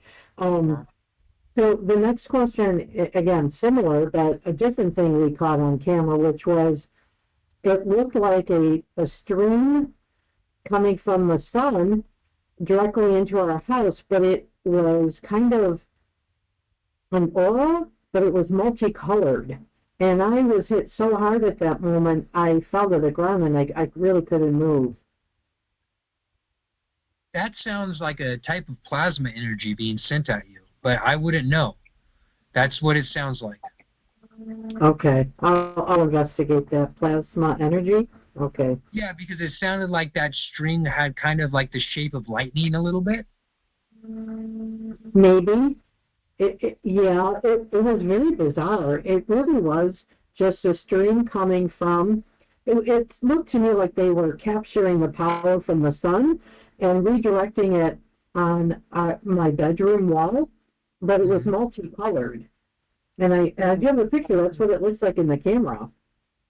Yeah, no, I've never seen that before, but if I had to guess, it would have been that there was gas or that chemical substrate, whatever, of some sort, that they were polarizing with another charge.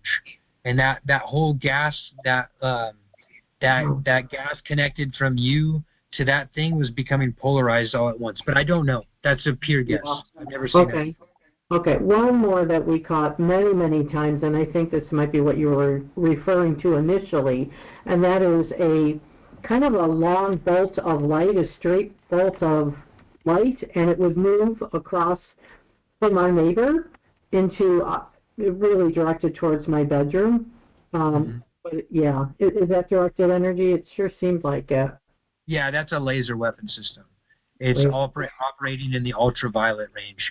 Wow. When they power those up, when they increase the power of those transmissions, it becomes a little bit more visible. That's how they're starting the fires in Maui and. Oh yes. Yep, that's how they're doing it. And guess what they're doing? They're hitting particulate trapped in the layers of trees and whatnot. And that's how or on the cars or whatever. And that's how they're getting these intense burns. Because it's like that chemtrail-like particulate is much more combustible than the material that it's landed on. So they're getting these crazy, crazy fires only in spots. Yeah, that's how they're doing it with these lasers. And it's more or less automated. They're flying there's people on the ground that are weaponized that, are flying the helicopters and stuff like that, the drones. But the software that's targeting all these areas is doing it automatically. They're just zap, zap, zap, zap, zap, zap, zap. And then literally it's melting metal alloys. Crazy. Wow. I want to pause a second. We've asked a lot of questions on this end. Does anybody else have other questions? I'm going to give them just open it up here for them for a few minutes. I was just wondering, this is Darlene in Chicago, using this coil system, should we get our scan before we do this? I would say, I'm going to be completely honest with you. I would say the scan, what is it really doing? They're telling you that implants are potentially in you. I would just move past that, spend that money on getting the stun gun and deactivating these things. You can't take that to court. You can't do anything with that scan. It's just. Oh, you can't? No. It's a total. I mean, they do say that. My Nexus does say that it's not court worthy. That it's not. You can't use anything out of it besides that it tells you potentially they're there. It's just that right now that's the newest hopium being passed around the targeted individual community. So, save yourself $600 and, all the potential outcomes of traveling to a place like this where there could be many spooks and all that stuff, and build this stun gun EMP and start deactivating this and change your life today. Don't wait on anyone else to tell you you need to do it. Oh, I guess I am right now, sorry. But don't wait on any so-called expert to tell you anything about what's going on in your body. Just try it or don't. Do whatever, That's my opinion. Wow. Can we buy that stun gun from you, Onionhead? Can we do that? Well, no, but if you send me an email and we start talking, maybe we can figure something out. I don't sell them I don't sell them because, yep. Can I have your email, please? Yeah, it's A C O L E E like echo. E like elephant. Yep. 96 89 at hotmail.com. Okay, hold on. Hotmail. Okay, so it's A like apple, C like Charlie, O L E E, 2 E's like echo. No, one E. I'll put it in the chat, or I can text it to you too. Okay, good. Thank you. It to you. The building caller from Chicago, building the stun gun EMP device is not hard. If you've got a history of arts and crafts or like sewing or anything like that, it's easier than that. It's just yeah. But we can talk about it more, and then go on Onionhead Andrew on Rumble or YouTube, and there's a video of what I'm talking about. Once you see it, you'll go, oh, okay, that is actually pretty easy. I can do that. Oh, but you know what the thing is? I have had a tablet and an iPad both destroyed, and I just not going to get a third one for them to destroy. They first stole all my evidence from it, and then they destroyed the items themselves. So I just have this flip-top phone, and it does nothing but really text. Very smart. If you go to Walmart, you can get yourself a $20 or $30 smartphone, and then you can use that for the internet. Oh, I didn't know that. Yeah, that's what I do. But I also I'm a little blessed in some ways and a little cursed in other. But I live with family that's targeted, so we make sure that the house is never empty. I know a lot of people can't do that. Yeah, I'm by myself. The other thing is, what do you use, like Verizon, or who do you use for that smartphone? I don't. What I do is I hook it up to the Wi-Fi, but I also have my neighbor's Wi-Fi, who is not part of targeting. One of my neighbors is not. He's a good guy. Wow. And then if you have neighbors, that aren't actively, whatever, you can part of this. Then you can offer them $10 or whatever, and then you can hook up to their Wi-Fi, and they'll want the $10. Yeah, they'll want the $10. Most people just don't have the courage to ask. And then when the human traffickers go to fiddle with their internet, they'll freak out. Yeah. They'll be like, I'm paying for this. What's going on? And they'll call the internet provider, and they'll have to fix it. That's the easiest way to get a workaround. You know what? I have perps above, below, across, and directly next door to me. It's saturated here. And I'm disabled, so I can't even walk to the elevator. Or out of my balcony. I mean, it's ridiculous. Okay, definitely email me, and we'll try to get something going. Okay. Thank you, and God bless you for your work. I'm going to be praying for your safety and good health every day of my life. God bless you. Thank you. God bless you too. Yes. Thank you. Andrew, can you talk for just a minute? I know we've only got maybe 20 minutes left. Can you talk for just a minute about the other piece of this, which was the capacitor, and what dimensions? We'll go through it for anyone on this call. We can do it next week, and we'll probably go through how to do the stun gun as well, using Andrew's instructions. But just for those that want to try it, because we do have the materials today, would you mind just quickly? Yeah, so the easiest way to build the capacitor is you take an aluminum tape, just like this, and then you take where's my saran wrap? And then you take saran wrap. So I'll just do it. This is all the aluminum tape I have right now. So I always have aluminum tape on me. I always have copper wire on me, and I always have aluminum foil now because knowing how to do these things. So whenever I need to build anything, I just. So anyways, there is the aluminum tape. I just taped it right to the saran wrap. Okay. Now I cover the aluminum tape with the saran wrap like this. Now I've got it completely insulated, and then I would just tear away the rest of this plastic wrap because I don't need to be, wrap it over and over. I just need it once. And then from this point, if I had more aluminum tape, I would take it and I would tape it right on top, and then I would wrap it again. In about 3 or 4 layers, you've got yourself a little capacitor. And you can have it with aluminum foil. If you don't have tape, you can use sheets of aluminum foil. Yeah, and I got that right here too. The aluminum foil I use to make bigger capacitor mats. Okay. Oh, I've heard that we need to be careful of which side is up or down with the aluminum foil. Is that true? You want the side that has the aluminum foil nicely separated from each other. So like where there's one plastic layer, you want that touching you because that's where the most effect is going to have. But really, you want that touching that conductive layer. And then you want that conductive layer to have an inductor on it too, which is, excuse me. See, I'm burping all the time from the aerosols that they release. But the inductive layer that the capacitor should be touching or near or on top of is the coiled wire. All right, you don't necessarily want a capacitor by itself because it can hold that charge. It holds a charge. That's what capacitors do. Yeah. Okay.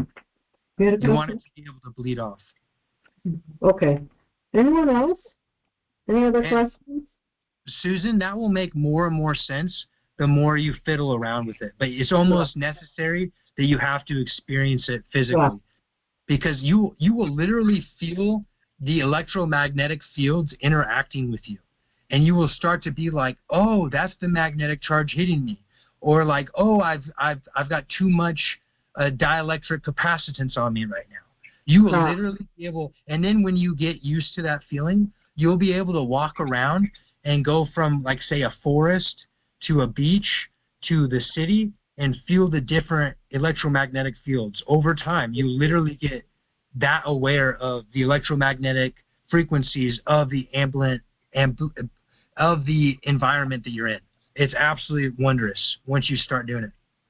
Amazing. Is that something that you, like I saw in one of your videos, you had it around your wrist? Is it something we can put, like, let's say on the back and not wrap it around circumferentially, or does that not matter?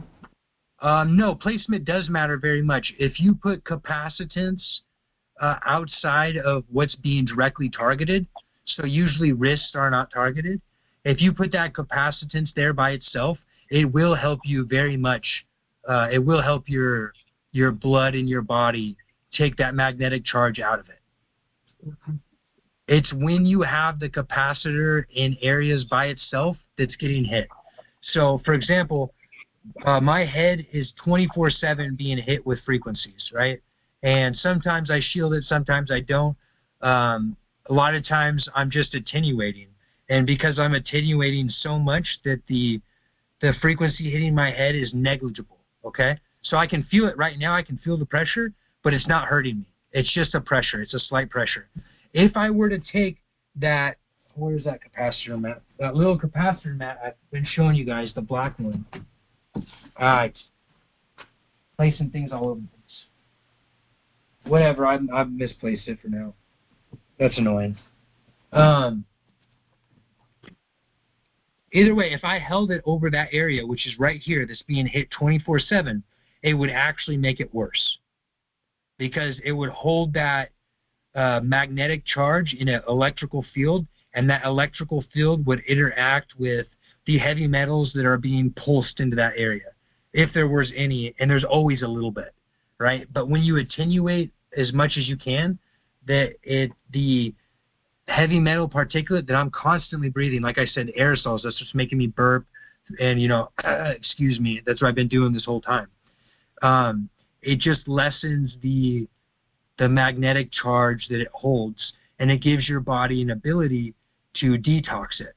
When you are kept in a magnetic state, then the heavy metal and the nanoparticulate all glues and clumps together in that artificial nervous system that I was talking about, and it becomes a semi-permanent structure until you fast or you exercise intensively or sweat intensively or eat those alkalinizing foods. Alkalinization is the dielectric field or electrical field in a water scale. Magneticism in the water scale is referred to as acidic. All right, just to connect that piece to you. We're always talking about the same electromagnetic relationship. The same set of etheric physics explains all of the stuff of reality, including the weapon systems that are being aimed at us and the things that are happening in our bodies. Acidic is magnetic. Alkaline is dielectric. Hot is magnetic. Cold is dielectric. It goes on and on and on. I could explain it more. Compression is dielectric. Tension is magnetic. Okay, it's endless. But those four categories that I just described are the main ways in which we experience these etheric charges, which is to say, when this substrate of energy is in a stable form, it's dielectric, it's cold, it's alkaline. When it's in an unstable form, it's magnetic, it's acidic, and it's hot. I know that's a lot, but it's good for people to hear it the first time, and you can keep thinking about it and potentially learn more about it later. When you understand that etheric physics, this whole thing breaks wide open, and you realize that at the end of the day, you are the controller of what happens to you. You can't stop these people from aiming weapons at you, but what you can do is you can attenuate or dissipate or even magnify, like I was talking about, by wearing the capacitors in the wrong spots at the wrong times. These energies, right? You have a control in this more so than they do once you understand the principles in action. And these etheric physics principles have been hidden from the public for a long, long, long time for this reason. Because this is the real magic or the real divine power that's been gifted to all of us. You know, like when they say that one person acting divinely is worth 1,000 people acting immorally. This is one of the literal ways in which they're talking about. Because the one person acting morally can manifest these energies through prayer. Like if you pray upon, I'm not to get off topic too much, but when you pray for answers, you know, about these specific weapon systems or whatever, you'll find yourself doing these things inherently, like using ice packs, for example, right? And it's like they've got $1 billion, million, $100 quadrillion weapon system aimed at you, and you've got a freaking ice pack, and you're nullifying that charge with an ice pack. Yeah. Right? It's like it's incredible once you figure out the bigger thing happening. You are not talking too much. This is so interesting. You're answering so many different questions. So I just want to say thank you, and I want to make sure before we ask a couple more questions from people who have asked questions, is there anybody else on the call that has a question for Andrew? This is very special, rare time that we get this open opportunity.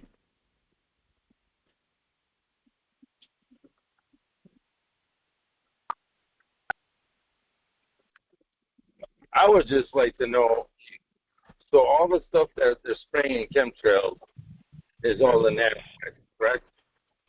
Yeah, it's nanoparticulate that grows within you, and it's also heavy metal and synthetic heavy metal compounds that helps grow the nano. How are we going to get that to stop? Well, okay, that's a whole other conversation we can get into. This is how powerful, this is the time that we're living in, how powerful it is. But when you spin copper, right, like when you put these copper pieces and you attach them to fan blades, either enough of these box fans or your ceiling fans work even better. They work the best, to be honest. When you spin that up, what happens is the chemtrail falls out of the air. It stops being suspended. And there's a reason for that. What? Have you ever seen This one old guy. He's got all these fan things that he wants to people to buy it. I can't remember it, but Applecom, something like that. But I did buy one of them, and I do have it on one of my fans. But see, my family keeps shutting it off because I'm crazy and none of this shit's happening. And it's tough when you're alone, but yeah, you are blessed when you have your whole family behind your back, you know? And, yeah, kind of, but we're all targeted. We've all been targeted since we were like 3 years old. yeah. So, but yeah, it's a blessing and a curse for sure. Yep. I mean, I'm in Wisconsin, and that's why all of a sudden I got this message to get onto this call. And I've listened to you before, Andrew, with David Atkins and stuff. I appreciate everything you do and stuff, and you're very intelligent. And one more thing I have to say is my phone has been totally compromised, so it can put like right now. See, usually when I'm on a conference call like this, it'll stay on the screen. Right now, it just keeps making me open my screen back up again, over and over and over. So my phone is heavily compromised. Well, as far as the information we've been thank you, by the way, as for the nice things you said.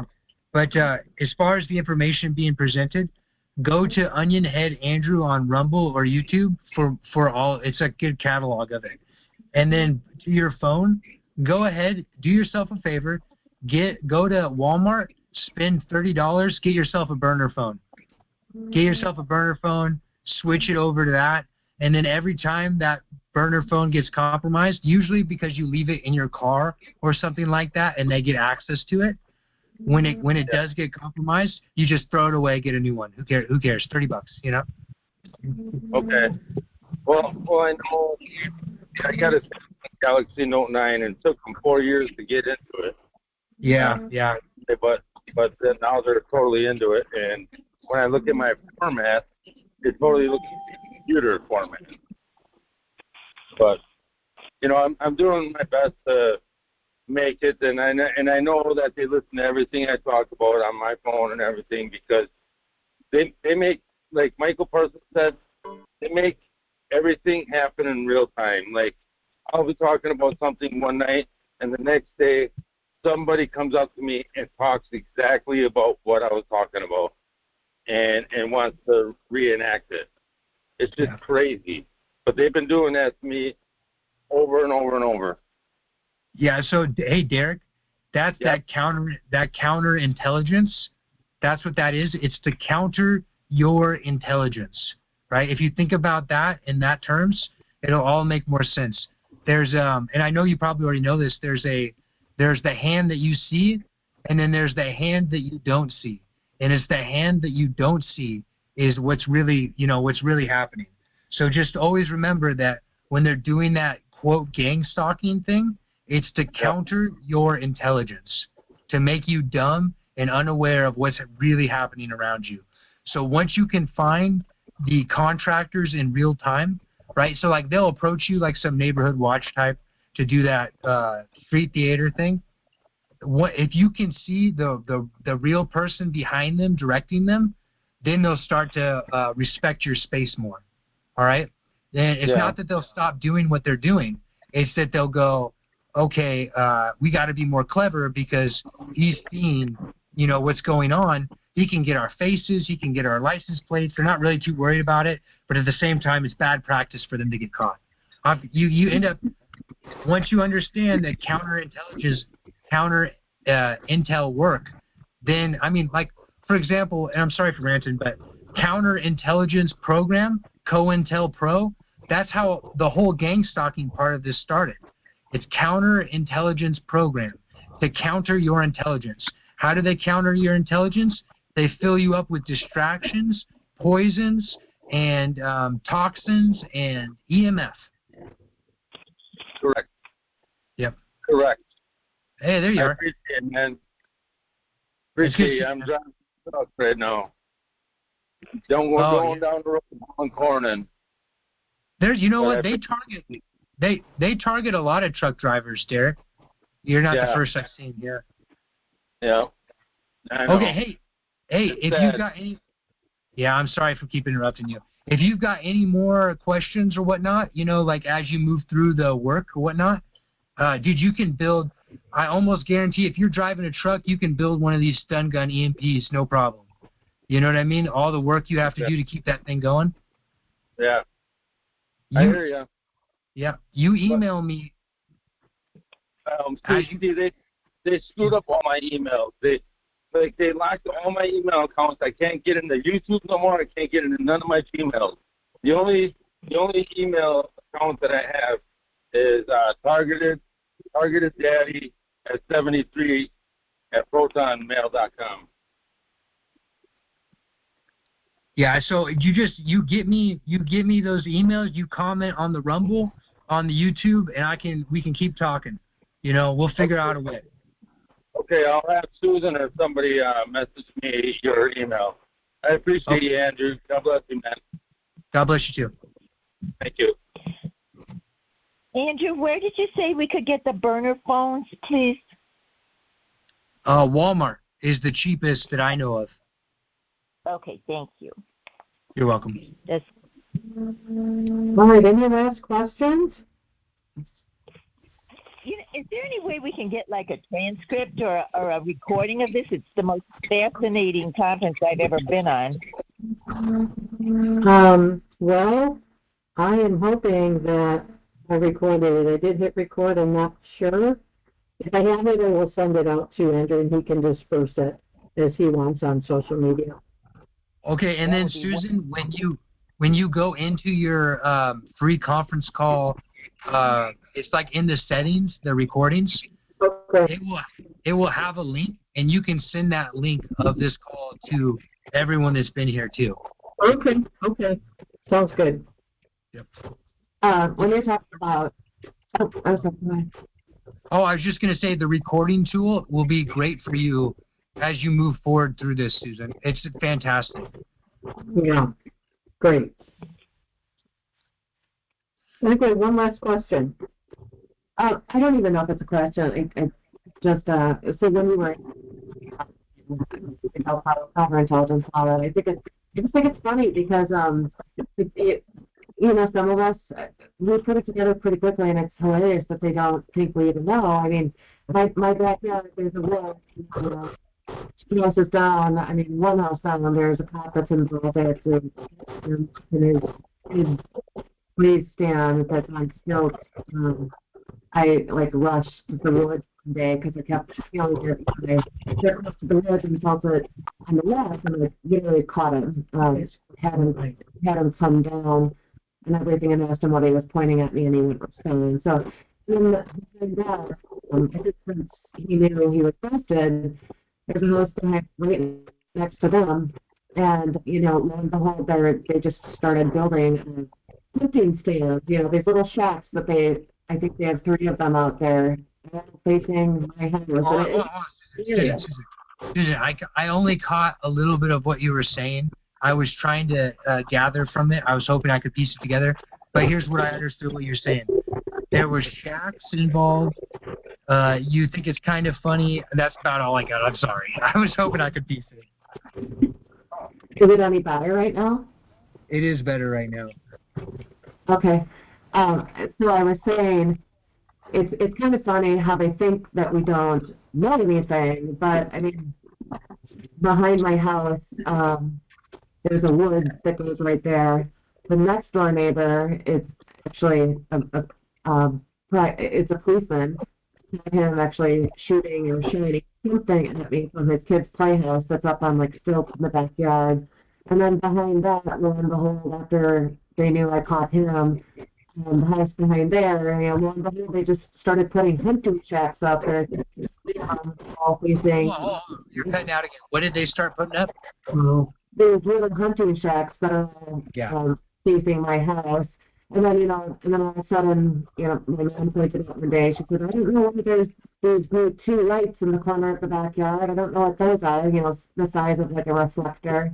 So it's my geofencing. That's what that is, you know.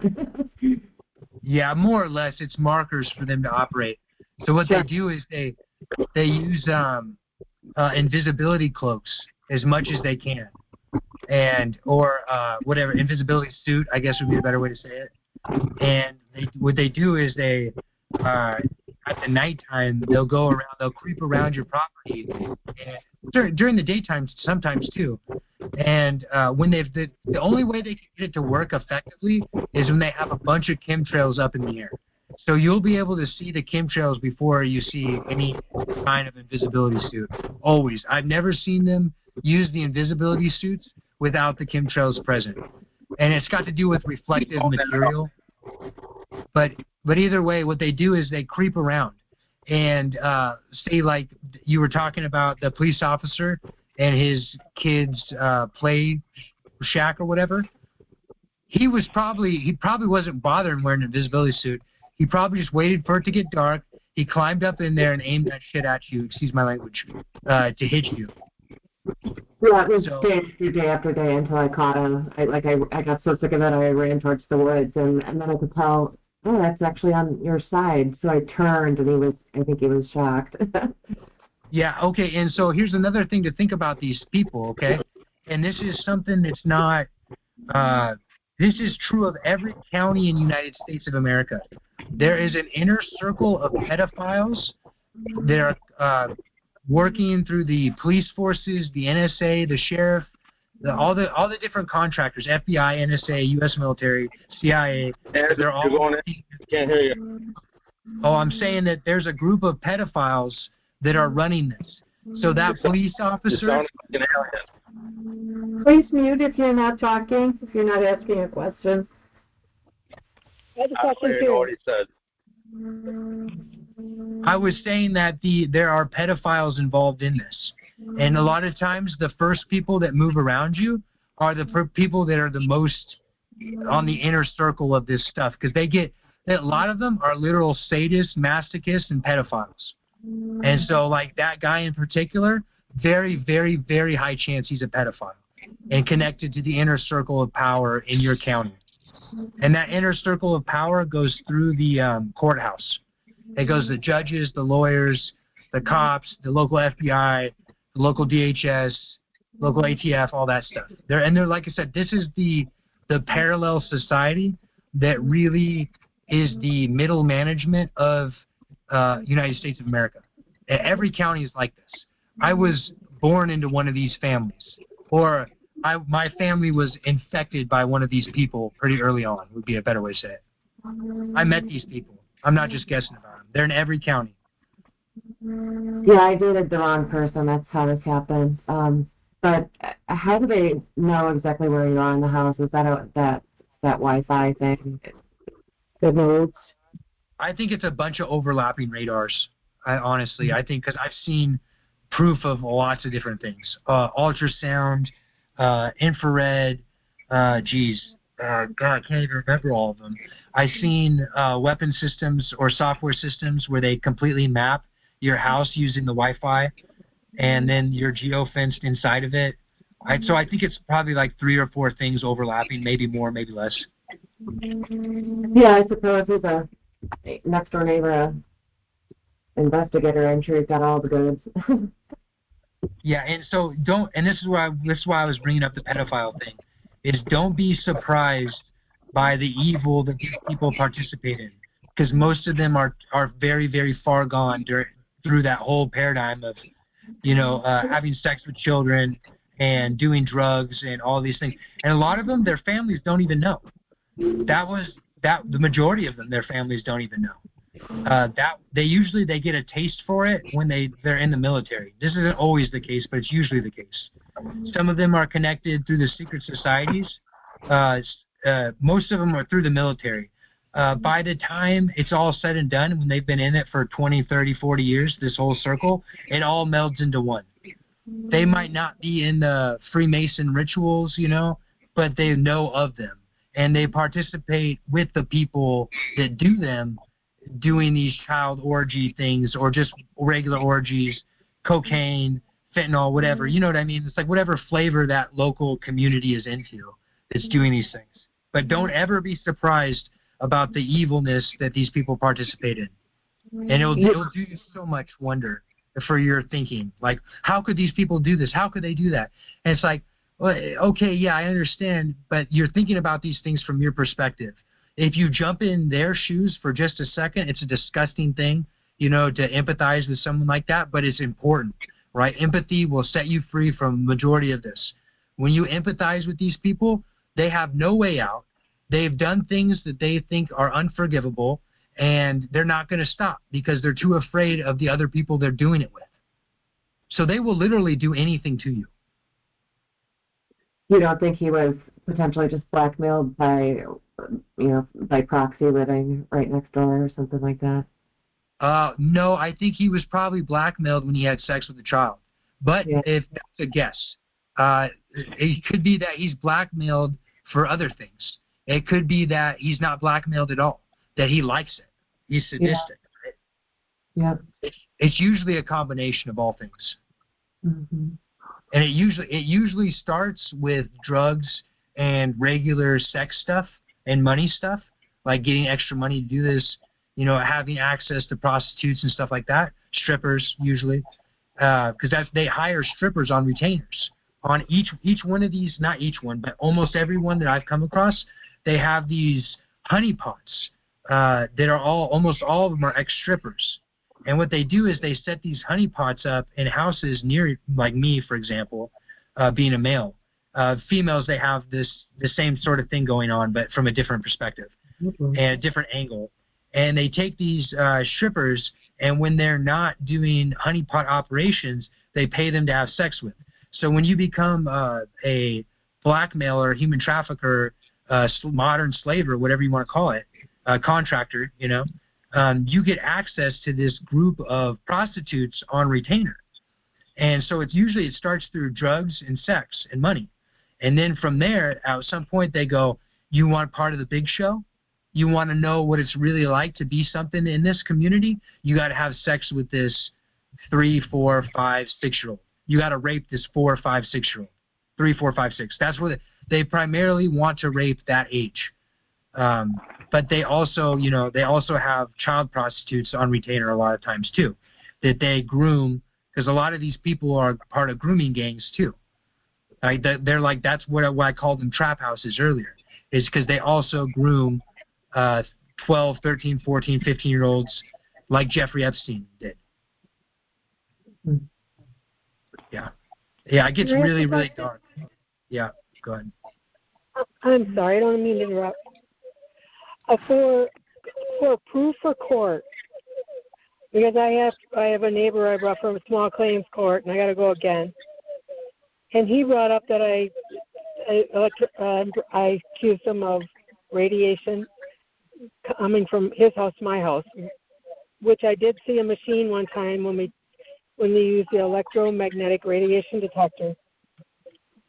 And I didn't get a picture of it, I don't believe. Like, we have a video of it, but I didn't get the picture. But what could I have for proof for court? Because it's like he's trying to get me in trouble, I think. Besides, I do have someone that was a ham radio specialist that tested, and he said, yeah, there is radiation coming from the neighbor's house when he tested. But how can I have it credible enough for court? Because I have a feeling he's trying to get me in a trap and make me look like I'm not all there. Okay, so he's killed 2 fruit trees. I wouldn't know. Sorry for interrupting you. I wouldn't know particularly the proof that you would need, because I will say the greater thing about what I was just saying moments before.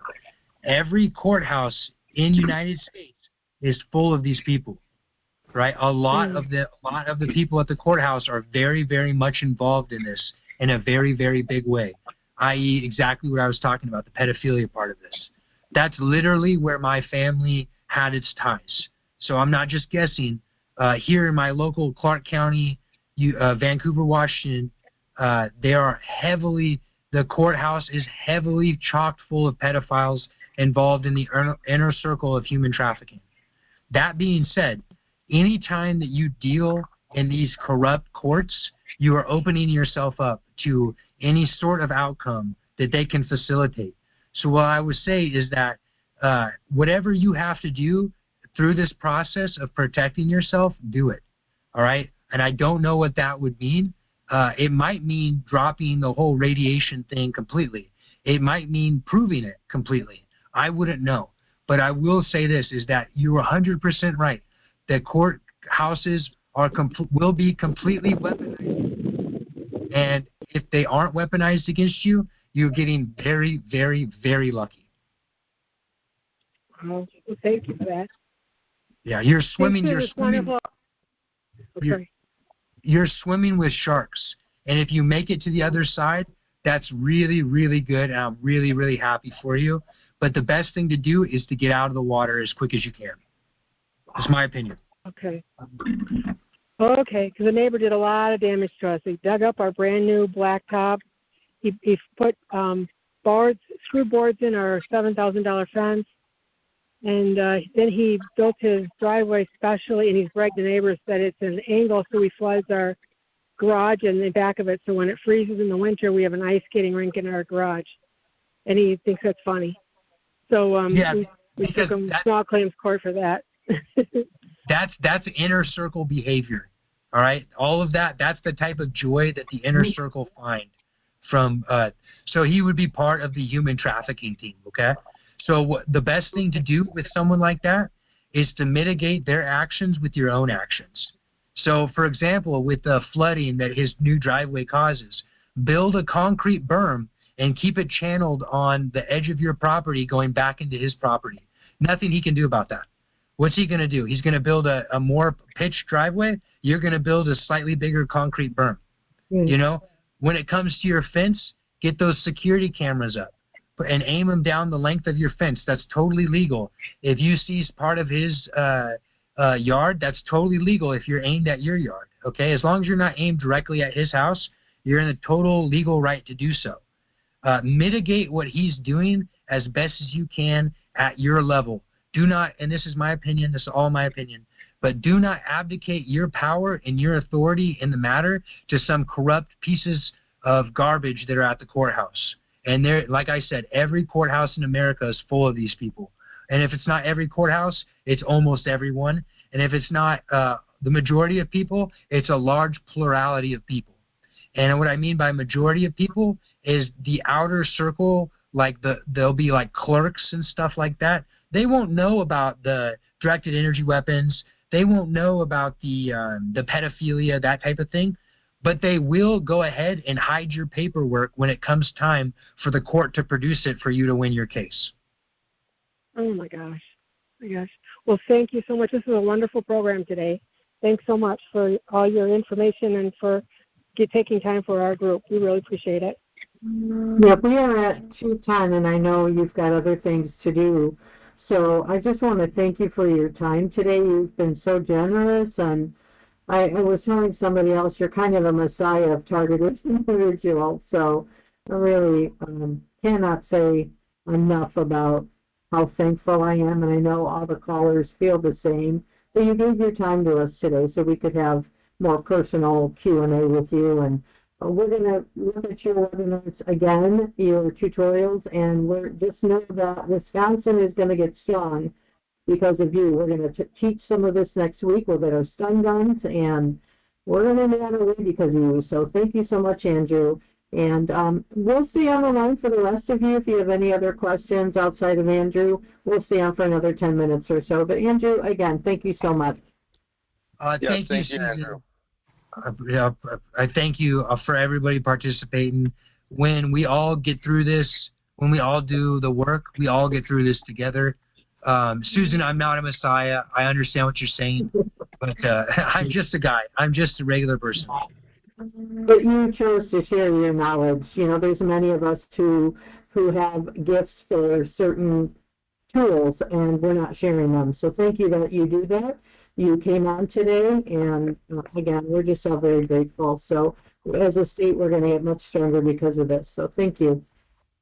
You're welcome. I appreciate it. Thanks so much for having me, and then we can continue talking in the future.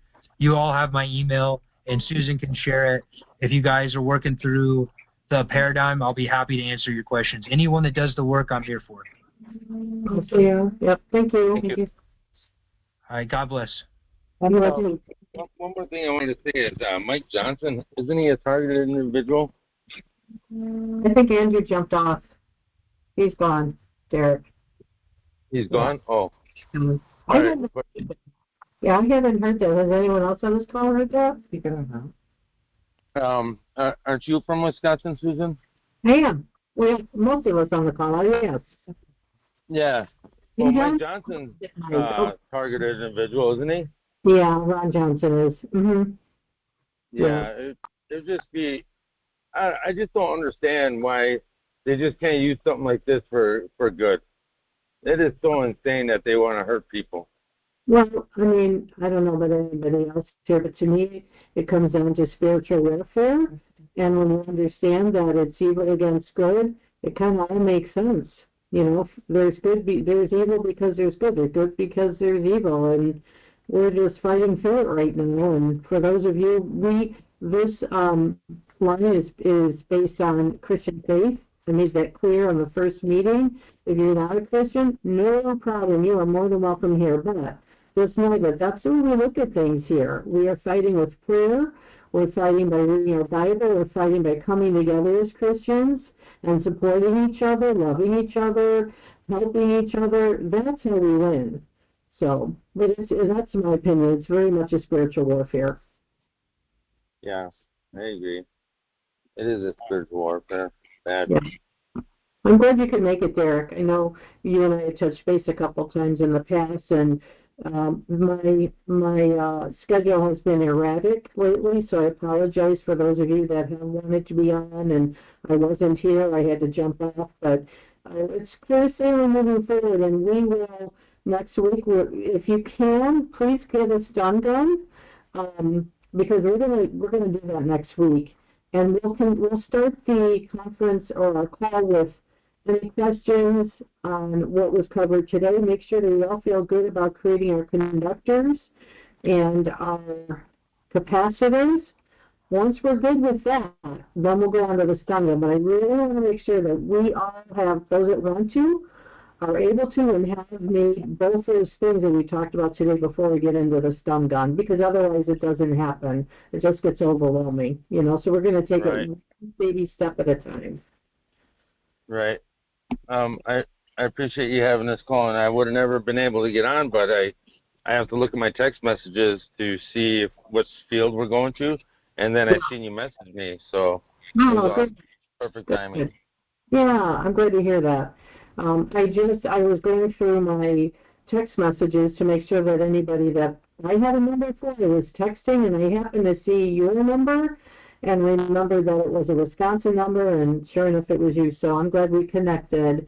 And it does appear, for the most part, that the people on this call have been texted, which tells me that not a lot of people are going to our announcement, I guess, on TI events. I don't know. Is there anyone on this call that found us through the announcement today on TI events? Yeah, I found it on TI events. Okay. Are you asking? No, I was asking if anybody came on today because they saw our conference listed on TI events, but yeah. Yeah, I got the message from you, and then I asked you for the link, but then I went to TI events and I found it there. Yeah, okay. That answers my question. All right. Anything else anyone wants to talk about? We got a few minutes, and then we'll call it a day, and we'll see you all next Saturday. But anything else you want to talk about? I just wanted to say, I think that was my TI friend Kim that was asking Andrew a question. I don't know if she's still on the call, but I haven't talked to her in a while. They mess with my contacts. So, like, just recently, like, they took my names off my contacts, and now I just have phone numbers in my phone. So now I got to try to figure out who is who now. Yeah. What a joke. Wow. Yeah. What? I really like the idea of a burner phone. I have a job where I have to have a smartphone, but I'm going to get a burner phone after this conversation today. I really Yeah, I'm done with messing with Then throw it in the burner phone eventually. So, yeah. But like you said, you just throw it away and get another one. Yeah, the issue comes down to like you have to have a phone number to give like your doctors and Yeah, things I like can that. get rid of my smart. So I mean, you can keep a burner phone and have it for that, and then just keep it off, battery out most of the time, checking it periodically, because otherwise, I mean, you have to have one number for sure. But Yeah. the good thing is like take that battery out though. Don't just shut it off. I know the law enforcement's involved because I hit a deer and I got one headlight, and somehow my old lady knew that I was going to get pulled over that night. And I know my family, my old lady, my kids, they're all either being mind controlled to be against me or just working against me. And she knew that I was going to get pulled over. And then the cop that was put me in cuffs saying I was being unruly, he told me that he was a jailer before when I was in jail years ago, and now he's a county cop. And he goes, well, tell me, Derek, how do I know that you've always been honest to me when you were in jail? I was like, what are you talking about? You know, you're saying that I've been dishonest to you when I was in jail? I don't know why you want to attack me now. They said that I had drugs and they searched and ripped apart the whole car. And I wouldn't doubt if they stashed drugs in that car because my old lady doesn't even want to drive it. You know? Yeah, I talked to another PI in DC that said she had drugs and a weapon placed on her car. It's just crooked cops, I mean, that are participating in this crap, and it's sad. Oh, yeah. But I appreciate your call, and thank you for reaching out to me, Susan. I really do. And if you could text me Onionhead's email, and I'll try to get through to him through one of my Proton mails. Yeah, you have the text. I texted you. Anybody have any other questions, comments before we jump off? Hang in there, man. Thank you. Yeah, hang in there, everybody, and pray. You know what? Let's end with a prayer. Let's do that. Heavenly Father, we thank you so much for the opportunity today to get together with our each other in support, and